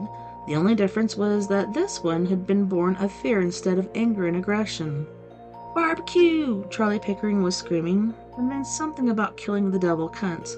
Suddenly Ralph hated him more than he had ever hated anyone in his life. "Come on, Lois, let's go get that asshole." He took her by the hand and pulled her into the burning house. Oh, they're a brave couple there now, aren't they? Chapter 22, Section 1. The porch door opened on the central hallway that ran from the front of the house to the back, and the whole length of it was now engulfed in flames. To Ralph's eyes, they were a bright green, and when he and Lois passed through them, they were cool. It was like passing through gauzy membranes, which had been infused with mentholatum. The crackle of the burning house was muffled. The gunfire had become as faint and unimportant as the sound of thunder to someone who was swimming underwater. And that was what this felt like more than anything, Ralph decided, being underwater. He and Lois were unseen beings swimming through the river of fire.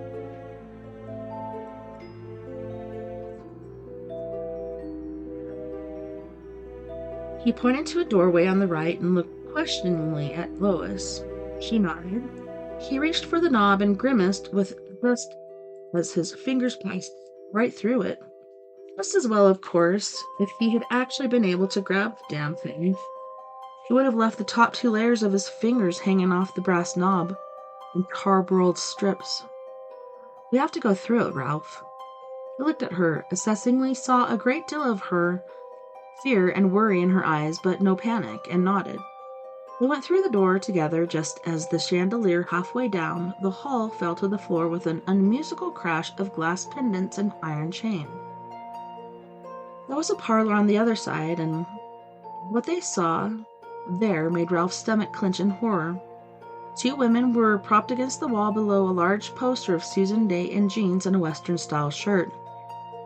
"Don't let him call you baby unless you want him to treat you like one," the poster advised.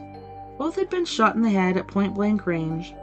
Brains, ragged flaps of scalp, and bits of bone were splattered across the flowered wallpaper, and Susan Day's fancy-stitched cowgirl boots. One of the women had been pregnant, the other had been Gretchen Tilbury.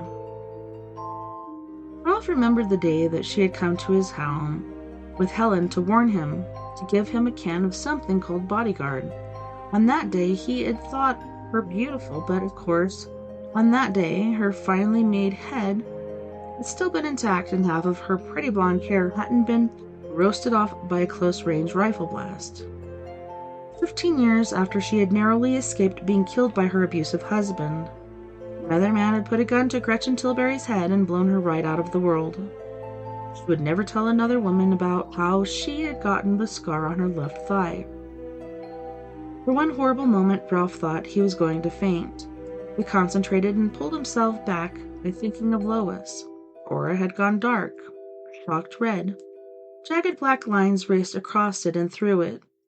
They looked like the EKG readout of someone suffering a fatal heart attack.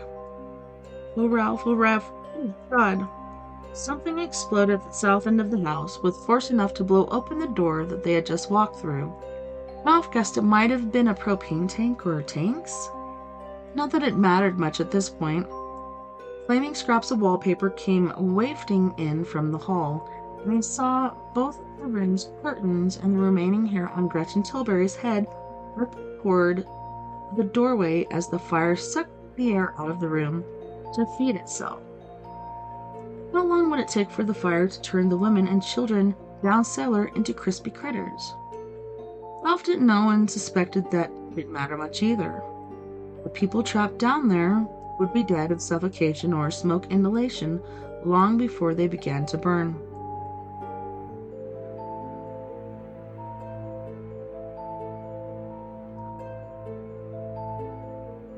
Lois was staring at the dead woman in horror. Tears slipped down her cheeks. The spectral gray light which rose from the tracks they left behind looked like vapor rising from dry ice.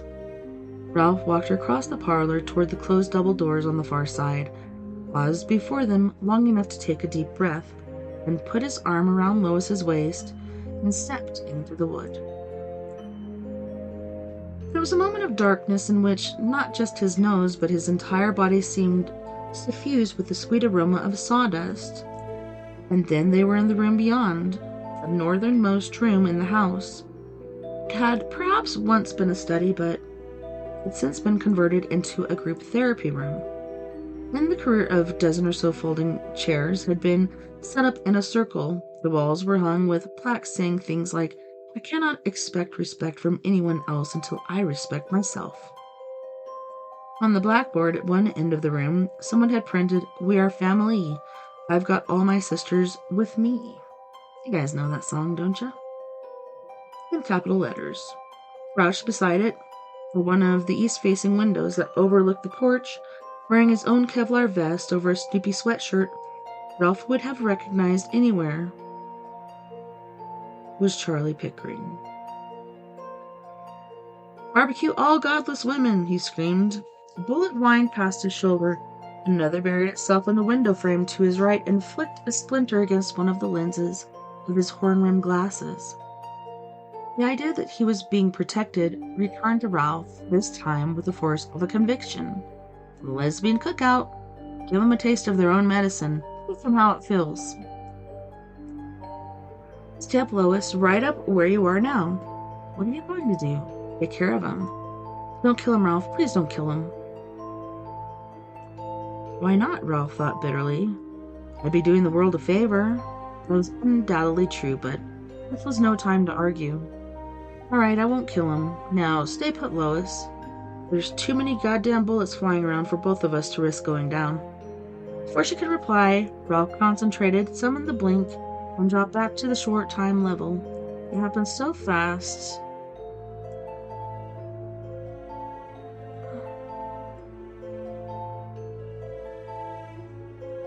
And hard this time that it left him, feeling winded, as if he had jumped out of a second-story window onto a porch patch of concrete. Some of the color drained out of the world and noise fell in to replace it. The crackle of fire no longer muffled but sharp and close. The crump of shotgun blast, the crack of pistol shots fired in rapid succession. The air tasted of soot, and the room was sweltering. Something that sounded like an insect droned past Ralph's ear. He had an idea it was a .45 caliber bug. Better hurry up, sweetheart, Carolyn advised. When bullets hit you on this level, they kill you, remember? He remembered. Ralph ran, bent over, toward Pickering's, turned back. His feet crunched on slivers of glass and scatters of splinters, but Pickering did not turn. In addition to the automatic weapon in his hands, there was a revolver in his hip and a small green duffel bag by his left foot. The bag was unzipped, and Ralph saw a number of wine bottles inside. Their open mouths had been stuffed with wet rags. Kill the bitches, Pickering screamed, spraying the yard with another burst of fire. He popped the clip and raised his sweatshirt, exposing 3 or 4 more tucked under his belt.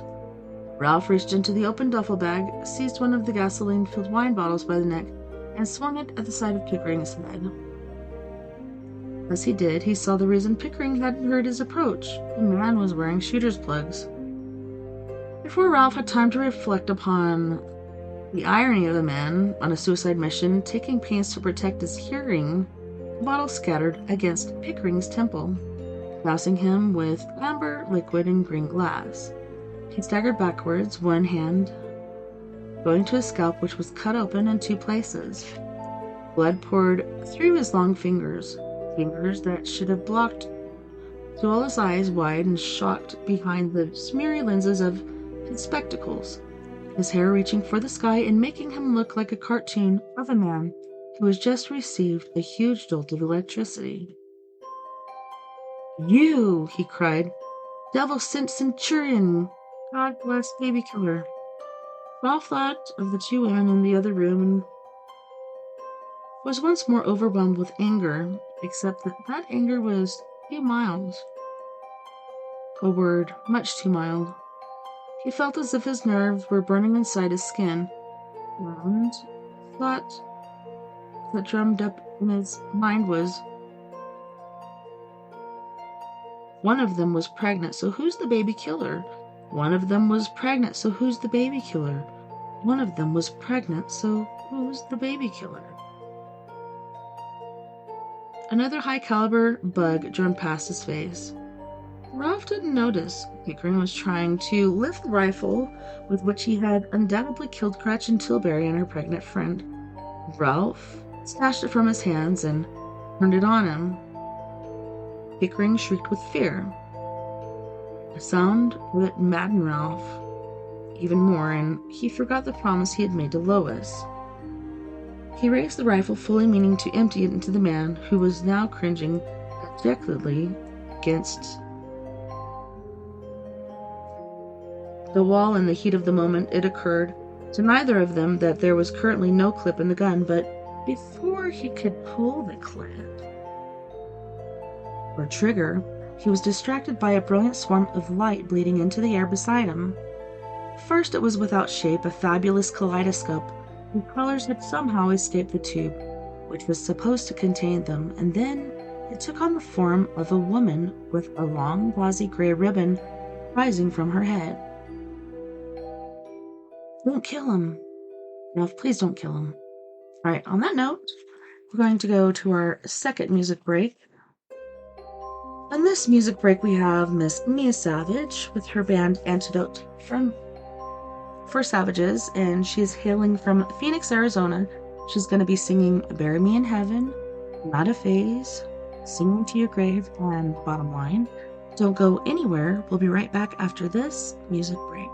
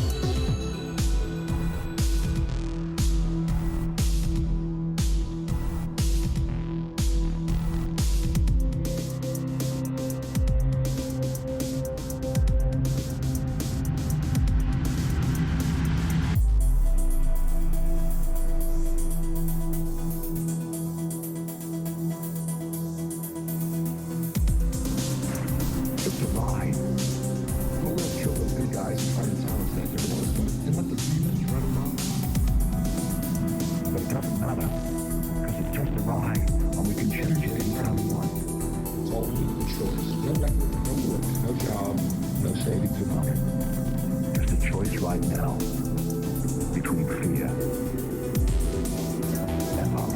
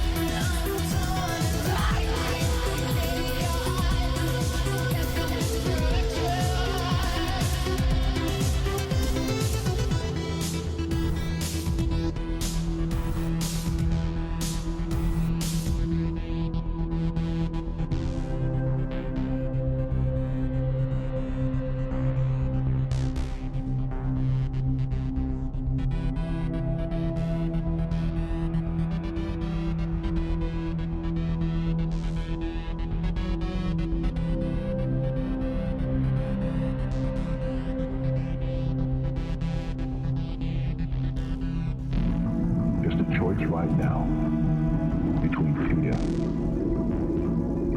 and love.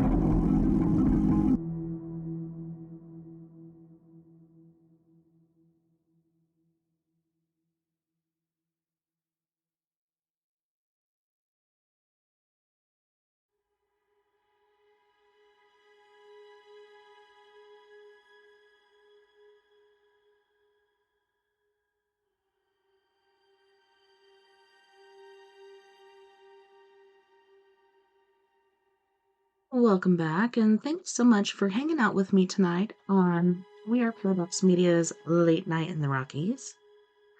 Tonight is story time with me, TessaTNT, and we have been reading Stephen King's book Insomnia. We're on chapter 22, section 1. For a moment he could see the blackboard and read the quote chalked on it, right through her, and then the colors became her clothes and hair and skin. It became all the way down. Pickering stared at her in cross-eyed terror. He shrieked again, and the crotch of his army-fatigue pants darkened. He stuck his finger into his mouth as if to stifle the sound he was making. "Ghost!" he screamed through his mouth full of fingers. "A hangin, and a ghost!" Lois ignored him and grabbed the barrel of the rifle. "Don't kill him, Ralph, don't." Ralph was suddenly furious with her, too. "Don't you understand, Lois? Don't you get it?" He understood what he was doing. On some level, he did understand. I saw it in his goddamn aura. "It doesn't matter," she said, still holding the barrel of the rifle down so it pointed at the floor. "It doesn't matter what he did or didn't understand. We mustn't do what they do. We mustn't be what they are." "But, Ralph, I want to let go of this gun barrel. It's hot. It's burning my fingers." "All right," he said, and let go at the same instant that she did. The gun fell to the floor between them, and Pickering, who had been sliding slowly down the wall with his fingers still in his mouth and his shining glazed eyes still fixed on Lois, lunged for it with the speed of a striking rattlesnake. What Ralph did then, he did without forethought, and certainly without anger. He acted purely on instinct, reaching out for Pickering with both hands and grasping the sides of his face. Something flashed brightly inside his mind as he did it, something that felt like the lens of a powerful magnifying glass. He slammed back up through the levels for a split second, going higher than either of them had yet. At the height of his ascent, he felt a terrible force flash in his head and explode down his arms. Then as he dropped back down, he heard the bang, a hollow but emphatic sound which was entirely different from the guns still firing outside. Pickering's body jerked galvanically, and his legs shot out with such force that one of his shoes flew off. His buttocks rose and then thumped down. His teeth clamped shut on his lower lip, and blood spurted out of his mouth. For a moment, Ralph was almost sure that he saw tiny blue sparks snapping from the ends of his zany hair. Then they were gone. Pickering slumped back against the wall. He stared at Ralph and Lois with eyes from which all concern had fled of what he had done to Pickering. And then he saw she was beating at the top of her head, a piece of burning wallpaper that landed there, and her hair was on fire. He swept an arm around her, beat at the flames with his own hand, then covered her body with his as a fresh gust of rifle and shotgun fire hit the north wing. Ralph's free hand was splayed out against the wall, and he saw a bullet hole appear between the third and fourth fingers like a magic trick. Go up, Lois, go up. Right now? They went up together, turning to color smoke before Charlie Pickering's empty eyes then disappearing. What did you do to him, Ralph? For a second, you were gone. You were up, and then what did you do? He was looking at Charlie Pickering with stunned horror. Pickering was sitting against the wall in almost exactly the same position as the two dead women in the next room. As Ralph watched, a large, pinkish bubble appeared between his slack lips, grew, then popped. He turned to Lois, took her by the arms, just above the elbows, and made a picture in his mind. The circuit breaker box in the basement of this house on Harris Avenue. Hands opened the box, then quickly flipped all the switches from on to off. He wasn't sure that this was right. It had all happened too fast for him to be sure of anything, but he thought it was close. Lois's eyes widened a little, and then she nodded. She looked at Pickering, then at Ralph. He brought it on himself, didn't he? He didn't do it on purpose. Ralph nodded, and then fresh screams came up from below their feet. Screams he was quite sure he was not hearing with his ears. Lois? Yes, Ralph, right now. He slipped his hands down her arms and gripped her hands as the four of them had held hands in the hospital, only this time they went down instead of up, sliding into the plank floor as if it were a pool of water. Ralph was once again aware of a knife edge of darkness crossing his vision. And then they were in the cellar, sinking slowly down to a dirty cement floor. He saw shadowy furnace pipes, grimy with dust, a snowblower covered with a large sheet of dirty transparent plastic, garden equipment lined up to one side of the dim cylinder that was probably the water heater, and cartons stacked against one brick wall, soup, beans, spaghetti sauce, coffee, garbage bags, toilet tissue. All of these things looked slightly hallucinatory.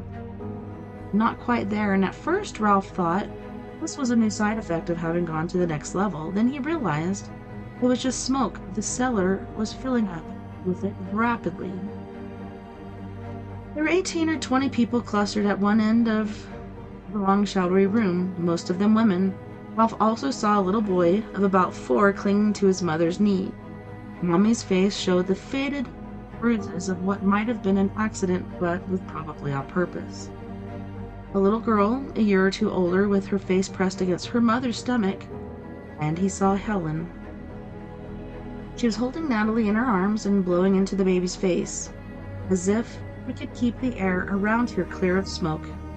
That way, the way that Nat was coughing and screaming in choked, desperate whoops. Behind the women and children, Ralph could make out a dusty set of steps climbing up into the darkness. Ralph, we have to go down now, don't we? He nodded, made that blink inside his head, and suddenly he was also coughing as he pulled the acrid smoke into his lungs.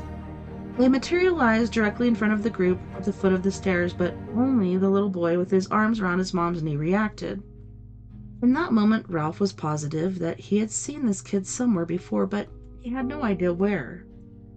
The day near the end of summer, when he'd seen him playing roll toss with his mother in Strawford Park, was the furthest thing from his mind at that moment. Look, Mama, the boy said, pointing and coughing. Angels! Inside his head, Ralph heard Clotho saying, We're no angels, Ralph. And then he pushed toward Helen through the thickening smoke, still holding Lois's hand. His eyes were stinging and tearing already, and he could hear Lois coughing. Helen was looking at him with dazed unrecognition, looking at him the way she had on that day in August when Ed had beaten her so badly. Helen! Ralph? Those stairs, Helen, where do they go? What are you doing here, Ralph? Did you get... He broke into a coughing spasm and doubled over. Natalie almost tumbled out of her arms, and Lois took the screaming child before Helen could drop her. Ralph looked at the woman to Helen's left, saw she seemed very less aware of what was going on, then grabbed Helen again and shook her. Where do the stairs go? She glanced over her shoulder at them. Stellar bulkhead, she told him, but that's no good. She bent over, coughing dryly. The sound was weirdly like the chatter of Charlie Pickering's automatic weapon. It's locked, Helen finished. The fat woman locked it. She had the lock in her pocket and saw her put it on. Why did she do that, Ralph? How did she know we'd come down here? Where else did you have to go? Ralph thought bitterly, then turned to Lois. See what you can do, will you? Okay. She handed him the screaming, coughing baby and pushed through the little crowd of women. Susan Day was not among them, so far as Ralph could see. At the far end of the cellar, a section of the floor fell in with a gush of sparks and a wave of baking heat. The girl with her face buried against her mother's stomach began to scream.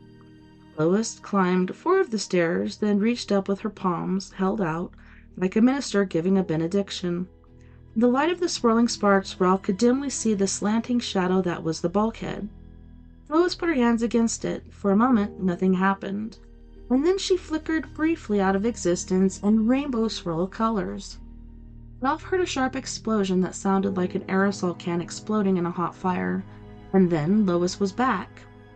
At the same moment, he thought he saw a pulse of white light from just above her head. What was that, Mama? Asked the little boy, who had called Ralph and Lois angels. What was that? Before she could reply, a stack of curtains on a card table about 20 feet away whooshed into flame, painting the faces of the trapped women in stark Halloween shades of black and orange. Ralph! Lois cried. Help me! He pushed through the dazed women and climbed the stairs. What? His throat felt as if he had been gargling with kerosene. Can't you get it? I got it. I felt the lock break in my mind. I felt it, but this boogery door is too heavy for me. You'll have to do that part. Give me the baby. He let her take Nat again, then reached up and tested the bulkhead. It was heavy, all right, but Ralph was running on pure adrenaline, and when he put his shoulders into it and shoved, it flew open. A flood of bright light and fresh air swept through the narrow stairwell. In one of Ralph's beloved films, such moments were usually greeted by screams of triumph and relief, but at first none of the women who had been trapped down there made any sound at all. They only stood in silence, looking up with stunned faces at the rectangle of the blue sky. Ralph had conjured in the roof of the room most of them had accepted as their grave. And what will they say later? He wondered. If they really do survive this, what will they say later? A skinny man with the bushy eyebrows and a lady on the stout side, but with beautiful Spanish eyes, materialized in the sailor, broke the lock on the bulkhead door, and led them to safety?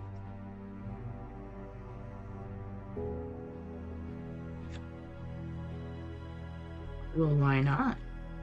I've heard stranger things happening.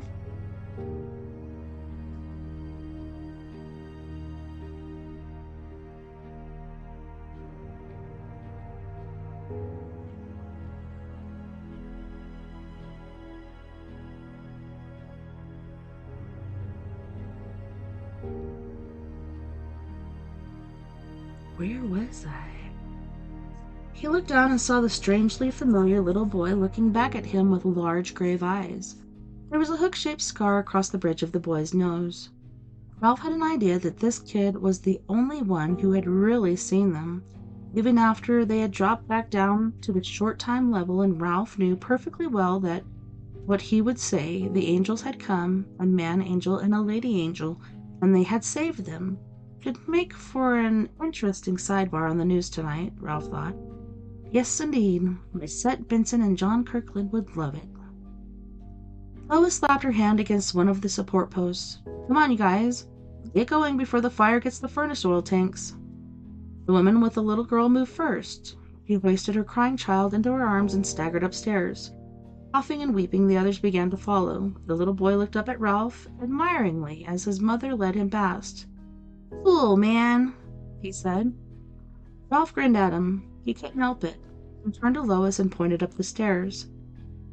If I'm not all turned around in my head that comes out behind the house, don't let them go around to the front yet. The cops are apt to blow half of them away before they realize they're shooting the people they came to save. All right, she said. Not a single question, not another word, and Ralph loved her for that. She went up the stairs at once, pausing only to shift Nat and grab one woman by the elbow when she stumbled. Now only Ralph and Helen Dipney were left. Was that Lois? She asked him. Yes. She had Natalie. Yes. Another large chunk of the cellar's roof fell in. Some sparks whooshed up, and runners of fire went racing nimbly along overhead beams toward the furnace. Are you sure? She clutched at his shirt and looked at him with frantic, swollen eyes. Are you sure she had Nat? Positive. Let's go now. Helen looked around and seemed to count in her head. She looked alarmed. Gretchen, she exclaimed. And Mary Lee. We have to get Mary Lee, Ralph. She's 7 months pregnant. She's up there, Ralph said, grabbing Helen's arm when she showed signs of wanting to leave the foot of the stairs and go back into the burning cellar. She and Gretchen both. Is that everyone else? Yeah, I think so. Good, come on, we're getting out of here. Section 3. Ralph and Helen stepped out of the bulkhead in a cloud of dark gray smoke, looking like the conclusion of a world-class illusionist's best trick. They were indeed in back of the house, near the clotheslines. Dresses, slacks, underwear, and bed linen flapped in the freshening breeze. As Ralph watched, a flaming shingle landed on one of the sheets and set it ablaze. More flames were billowing out of the kitchen window. The heat was intense. Helen sagged against him, not unconscious, but simply used for the time being. Ralph had to grab her around the waist to keep her from falling to the ground. She clawed weakly at the back of his neck, trying to say something about Natalie. Then she saw her in Lois's arms and relaxed a little. Ralph got a better grip on her and half carried, half dragged her away from the bulkhead. As he did, he saw the remains of what looked like a brand new padlock on the ground beside the open door. It was split into 2 pieces and oddly twisted, as if immensely powerful hands had torn it apart.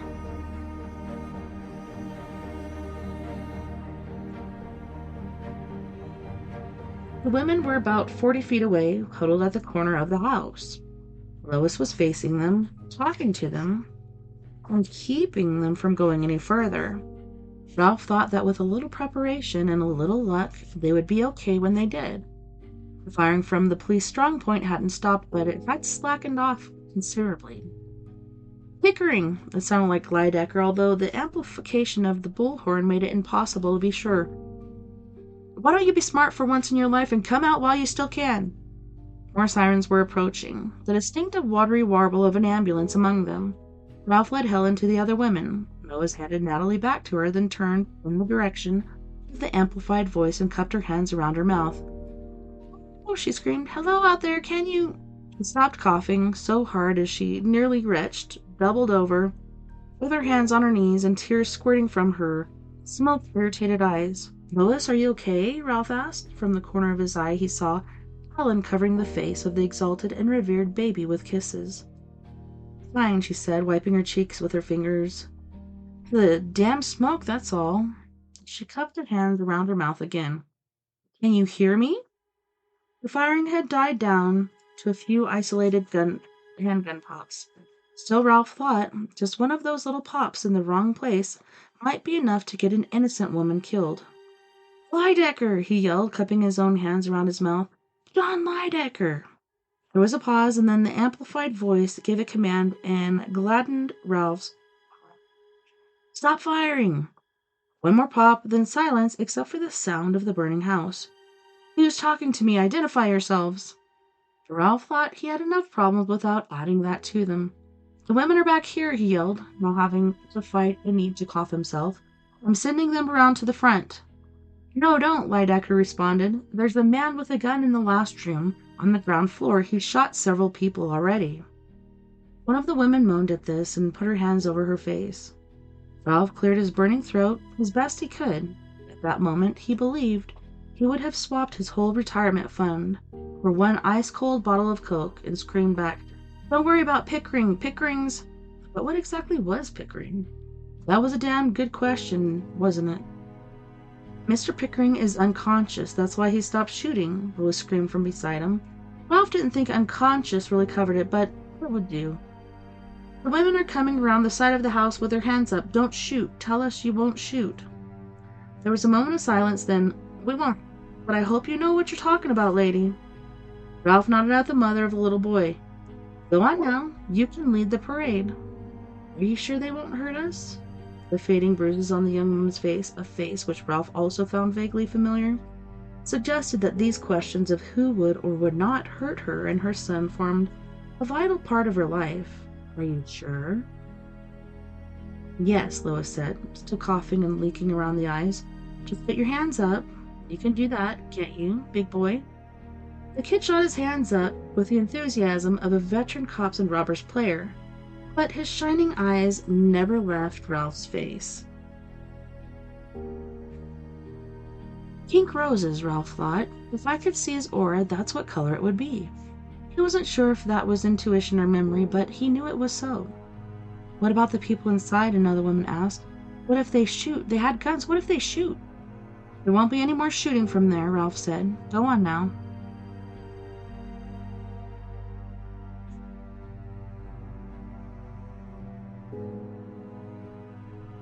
The little boy's mother gave Ralph another doubtful look, then looked down at her son. Ready, Pat? Yes, Pat said and grinned. The mother nodded and raised one hand. The other she curled around his shoulders in a frail gesture of protection. That touched Ralph's heart. They walked around the side of the house that way. Don't hurt us, she cried. Our hands are up and my little boy is with me, so don't hurt us. The others waited a moment, and then the woman who had put her hands on her face went. The one with the little girl joined her. The child was in her arms now, but holding her hands obediently in the air just the same. The others followed along, most coughing, all with their empty hands held high. When Helen started to fall in at the end of the parade, Ralph touched her shoulder. She looked up at him, her reddened eyes both calm and wondering. That's the second time you've been there when Nat and I needed you, she said. Are you our guardian angel, Ralph? Maybe, he said. Maybe I am. Listen, Helen, there isn't much time. Gretchen is dead. He nodded and began to cry. I knew it. I didn't want to, but somehow I did just the same. I'm very sorry. We were having such a good time when they came. I mean, we were nervous, but there was also a lot of laughing and a lot of chatter. We're going to spend the day getting ready for the speech tonight, the Rally and Susan Day's speech.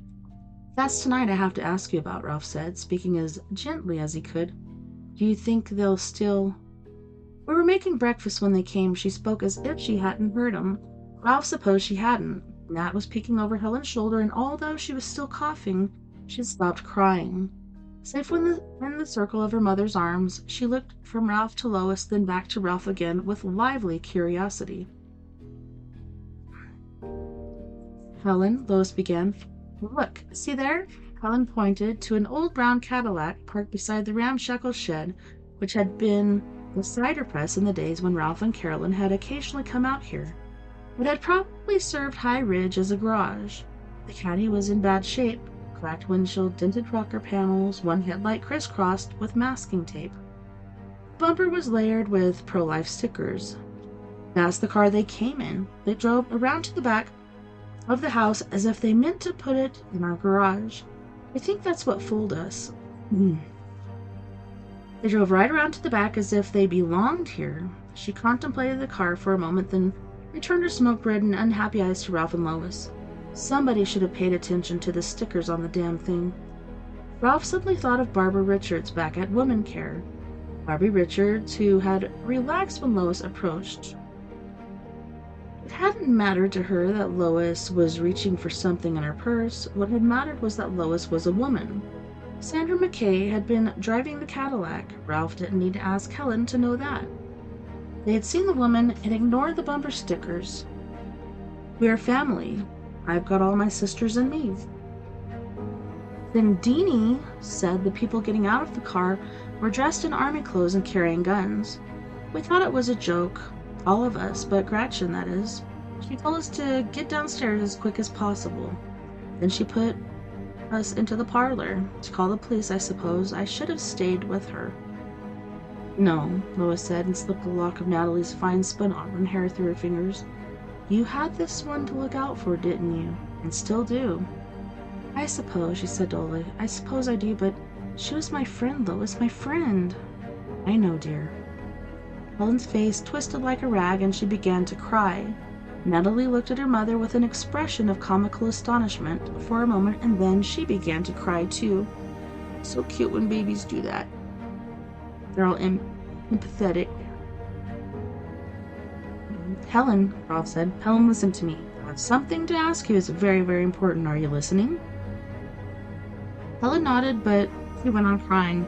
Ralph had no idea if she was really hearing him or not. He glanced at the corner of the building, wondering how long it would be before the police charged around it, and took a deep breath. Do you think there's any chance that they'll still hold the rally tonight? Any chance at all? You were as close to Gretchen as anybody. Tell me what you think. Helen stopped crying and looked at him with still widened eyes, as if she couldn't believe what she had just heard. Then those eyes began to fill with a frightening depth of anger. How can you ask? Can you even ask? Well, because he stopped, unable to go on. Ferocity was the last thing he had expected. If they stop us now, they win, Helen said. Don't you see that? Gretchen's dead. Marilee's dead. My ridge is burning to the ground with everything some of these women own inside, and if they stop us now, they win. One part of Ralph's mind, a deep part, now made a terrible comparison. Another part, one that loved Helen, moved to block it, but it moved too late. Her eyes looked like Charlie Pickering's eyes when Pickering had been sitting next to him in the library, and there was no reasoning with a mind that could make eyes look like that. If they stop us now, they win, she screamed in her arms. Natalie began to cry harder. Don't you get it? Don't you fucking get it? We'll never let that happen. Never. Never. Never. Abruptly, she raised the hand she wasn't using to hold the baby and went round the corner of the building. Ralph reached for her and went around the corner of the building and touched the back of her blouse with his fingertips. That was all. Don't shoot me, Helen was crying at the police on the other side of the house. Don't shoot me. I'm one of the women. I'm one of the women. I'm one of the women. Ralph lunged after her. No thought, just instinct, and Lois seized him by the back of his belt. Go out there, Ralph. You're a man, and they might think... Hello, Ralph. Hello, Lois. They both turned toward his new voice. Ralph recognized it at once, and he felt both surprised and not surprised. Standing beyond the clothesline, with their fright of flaming sheets and garments, wearing a pair of faded flannel pants and an old pair of Converse high tops, which had been mended with electrician's tape, was Lawrence Martseller. His hair, as fine as Natalie's, but white instead of auburn, blew about his head in the October wind which combed the top of this hill. As usual, he had a book in one hand. Come on, you two, he said, waving them and smiling. Hurry up, and hurry along. There's not much time. Section 4. He led them down a weedy little used path that meandered away from the house in a westerly direction. It wound first through a fair-sized garden plot from which everything had been harvested but pumpkins and squashes, then into an orchard where the apples were just coming to full ripeness, then through a dense blackberry tangle where thorns seemed to reach out everywhere to snag their clothes. As they passed out of the blackberry brambles and into a gloomy stand of old pines and spruces, it occurred to Ralph that they must be on the Newport side of the ridge. Lawrence walked briskly for a man of his years, and a placid smile never left his face. The book he carried was for love poems, 1950 to 1960, by a man named Robert Creeley. Ralph had never heard of him, but supposed Mr. Creeley had never heard of Elmore Leonard, Ernest Haycox, or Louis L'Amour either. He only tried to talk to Old Door once, when the three of them finally reached the foot of the slope, made slick and treacherous with pine needles. Just ahead of them, a small stream foamed coldly past. Lawrence, what are you doing out here? How'd you get here, for that matter, and where the hell are we going? Why, I hardly ever answer questions, Old Door replied, smiling widely. He surveyed the stream, then raised one finger and pointed at the water.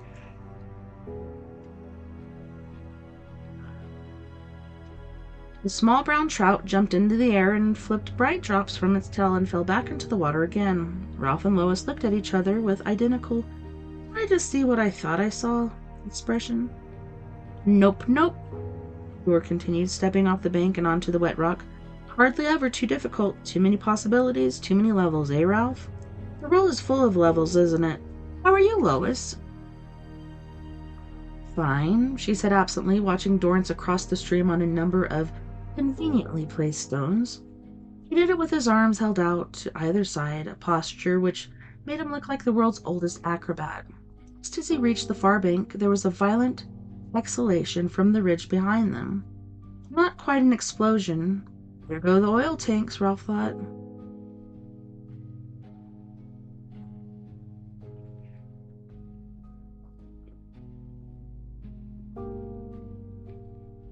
Thor turned to face them from the other side of the brook, smiling his placid Buddhist smile. Ralph went up this time without any conscious intention of doing so, and without that sense of a blink inside his mind. Color rushed into the day, but he barely noticed. All his attention was fixed on Dorrance, and for a space of almost 10 seconds he forgot to breathe. Ralph had seen auras of many shades in the last month or so, but none even remotely approached the splendid envelope that enclosed the old man Don Veazey had once described as nice as hell, but really sort of a fool. It was as if Dorrance's aura had been strained through a prism or a rainbow. He tossed off light and dazzling arcs, blue followed by magenta, magenta followed by red, red followed by pink, pink followed by the creamy yellow white of a ripe banana. He felt Lois's hand groping for his and unfolded it. "My God, Ralph, do you see how beautiful he is?" "I sure do." "What is he? Is he even human?" "I don't—" "Stop it, both of you. Come back down." Dorrance was still smiling, but the voice they heard in their heads was commanding and not a bit vague, and before Ralph could consciously think himself down, he felt a push. The colors and the heightened quality of the sounds dropped out of the day at once. "There's no time for that now," Dor said. "Why, it's noon already." "Noon?" Lois asked. "It can't be. It wasn't even 9 when we got here, and that can't have been half an hour ago." "Time goes faster when you're high," old Dor said. He spoke solemnly, but his eyes twinkled. "Ask anyone drinking beer and listening to country music on Saturday night. Come on, hurry up, the clock is ticking. Cross the stream." Lois went first, stepping carefully from stone to stone with her arms held out, as Dorrance had done. Ralph followed with his hands poised to either side of her hips, ready to catch her if she showed signs of wavering, but he was the one who ended up almost tumbling in. He managed to avoid it, but only at the cost of wetting one foot all the way to the ankle. It seemed to him that someplace in the far reaches of his head he could hear Carolyn laughing merrily. "Can you tell us something, Dor?" he asked as they reached the far side. "We're pretty lost here, and not just mentally or spiritually either," he thought. He had never been in these woods in his life, not even hunting partridge or deer as a young man. If the path they were on petered out, or if old Dor lost whatever passed for his bearings, what then? "Yes," Dor responded at once. "I can tell you one thing, and it's absolutely for sure." "What?" "These are the best poems Robert Creeley ever wrote," old Dor said, holding up his copy of For Love. And before either of them could respond to that, he turned around and once again began tracing his way along the faint path which ran west through the woods. Ralph looked at Lois. Lois looked back at him, equally at a loss. Then she shrugged. "Come on, old buddy," she said. "We better not lose him now." Forgot the breadcrumbs. Section 5. They climbed another hill, and from the top of it, Ralph could see that the path that they were on led down to an old woods road with a strip of grass running up the middle. The dead ended in an overgrown gravel pit about 50 yards farther behind. There was a car idling just outside the entrance to the pit, perfectly anonymous, late model Ford, which Ralph nevertheless felt he knew. When the door opened and the driver got out, everything fell into place. Of course, he knew. that the car he had last seen it from Lois's living room window on Tuesday night was right there. Then it had been slewed around in the middle of Harris Avenue with the driver kneeling in the glow of the headlights, kneeling beside the dying dog he had struck. Joe Weiser heard them coming, looked up, and waved. Chapter 23, Section 1.